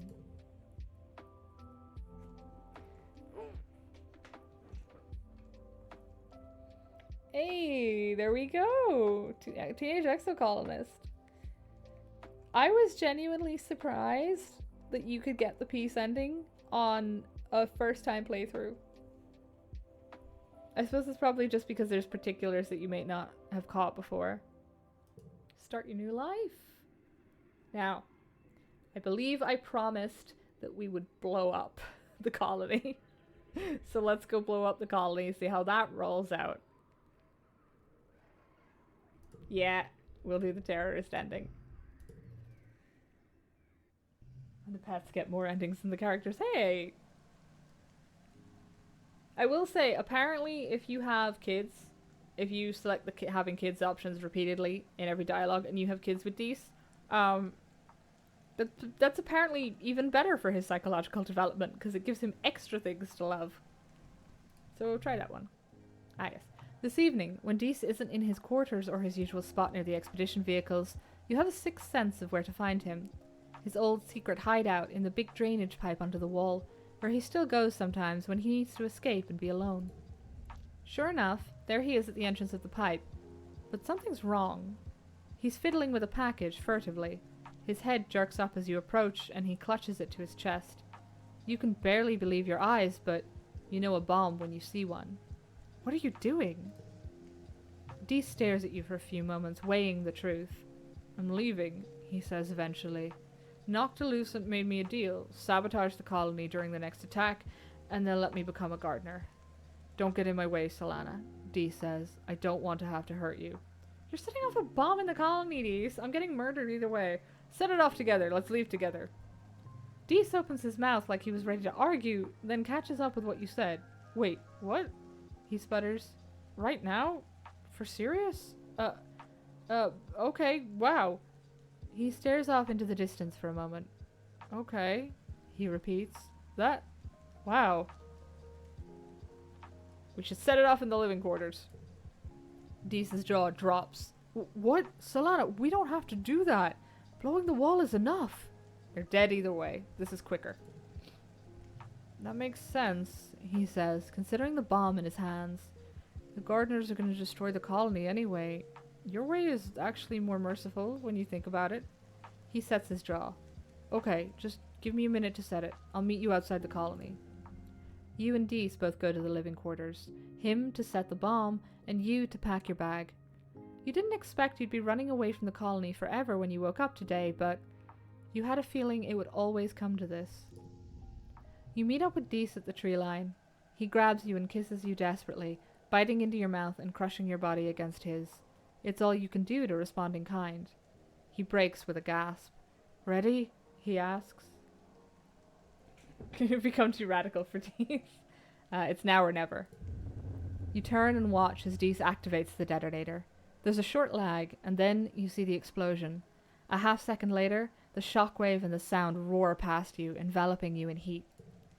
The mist of wet season evaporates immediately, replaced with the smell of ozone and burning. Dees holds you tightly as you watch the skeleton of the stratospheric finally crumble in on itself. There's only so much the fire suppressant system can do. You watch as flames engulf the rest of the colony, the cries of the people inside swallowed up by the chaos of fire. Horny for devastation. In fairness, I think Solana in this ending is horny for devastation. Dees is just horny for freedom.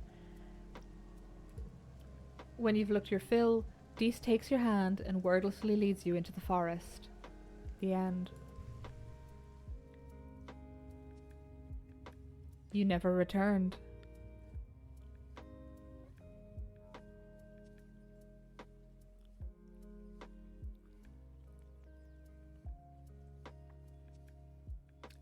We got that's actually one of the special endings. We get a special image for it. You believe the colony was destroyed after that night, but you never come back to find out. As horrible as the act was, you tell yourself you were only speeding up the inevitable. Humans were not meant to be on this planet, and sooner or later, the planet was going to fix that. You and Dees are together, and you're free. That's what matters. As promised, the gardeners have a procedure to absorb you, which you and Dees undergo together. It isn't what you were expecting. You don't really get to stay you. Instead, it's the beginning of a new life, as guardians of the planet itself. Over time, you forget you were ever even human. In the moment of your death, as your brain cells fizzle out one by one and shut down forever, a vision swims in your mind's eye. Is that a person? They seem so familiar.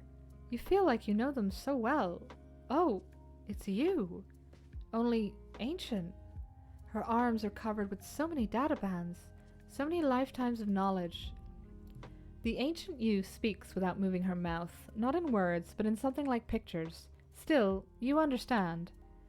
A traitor to humankind, she crows. I knew we had it in us, but I never thought we'd see the day. Well, I tried. There was a girl. We were young together. Tammy, with the cotton candy hair. Such a shame to see a life snuffed out so young. She gives you a look, as if to say you were somehow responsible for this. Wait, were you? Could you have saved her? We have a chance to take another path, to change the way our life turned out. She reaches out a hand. Come with me. Go with them.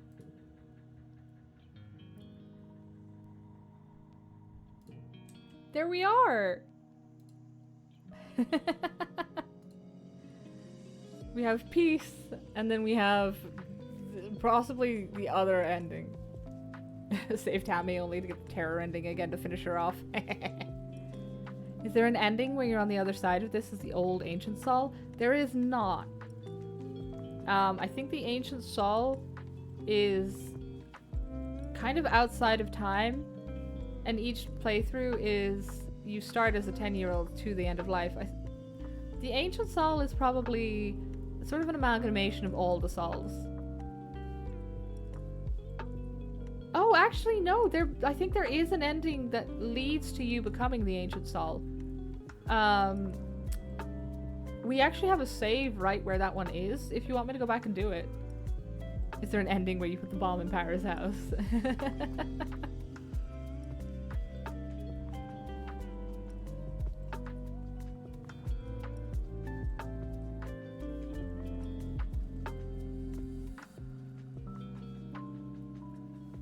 A little bit too far on that one? That's fair enough.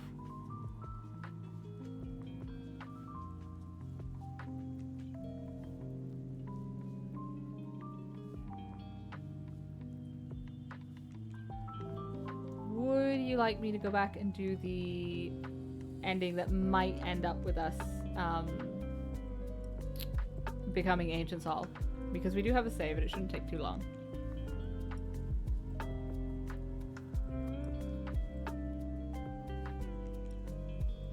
I can also whip up the gallery for the job endings, but I feel like I might just like force you to Google that one because they're good. I can save it for next time. There is no next time. This is our last Teenage Exocolonist run. Tragically.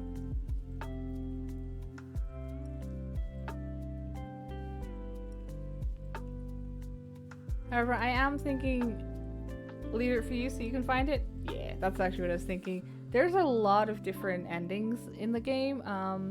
A good chunk of them are the main change is what job you have at the end.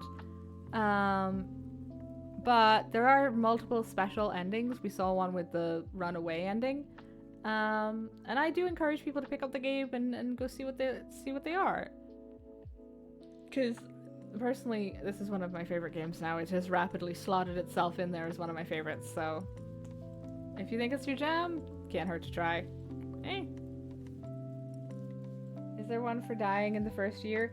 Sol cannot die unless it's a specified ending. Is there even one where you can? You can kill off like a good chunk of the colony, but you personally no, because you're required.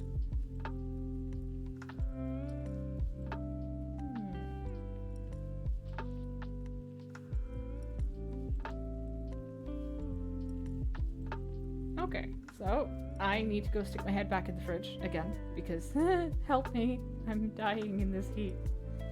Okay, he's doing ASMR. That would feel weird to send you over there. She's just chatting. Okay. I'm gonna send y'all over to Typho, who's just chatting at the minute. Not really sure where they're going tonight, but I've always liked Typho's content, so this is a forcible for the sun-kissed kind collection. of vibe. Shh, Twitch, please.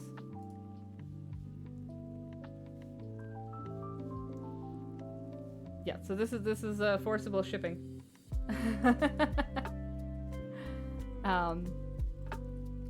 As always, it is great to see y'all. I hope you have the rest of your week was wonderful, and I look forward to seeing you guys around sometime. Bye!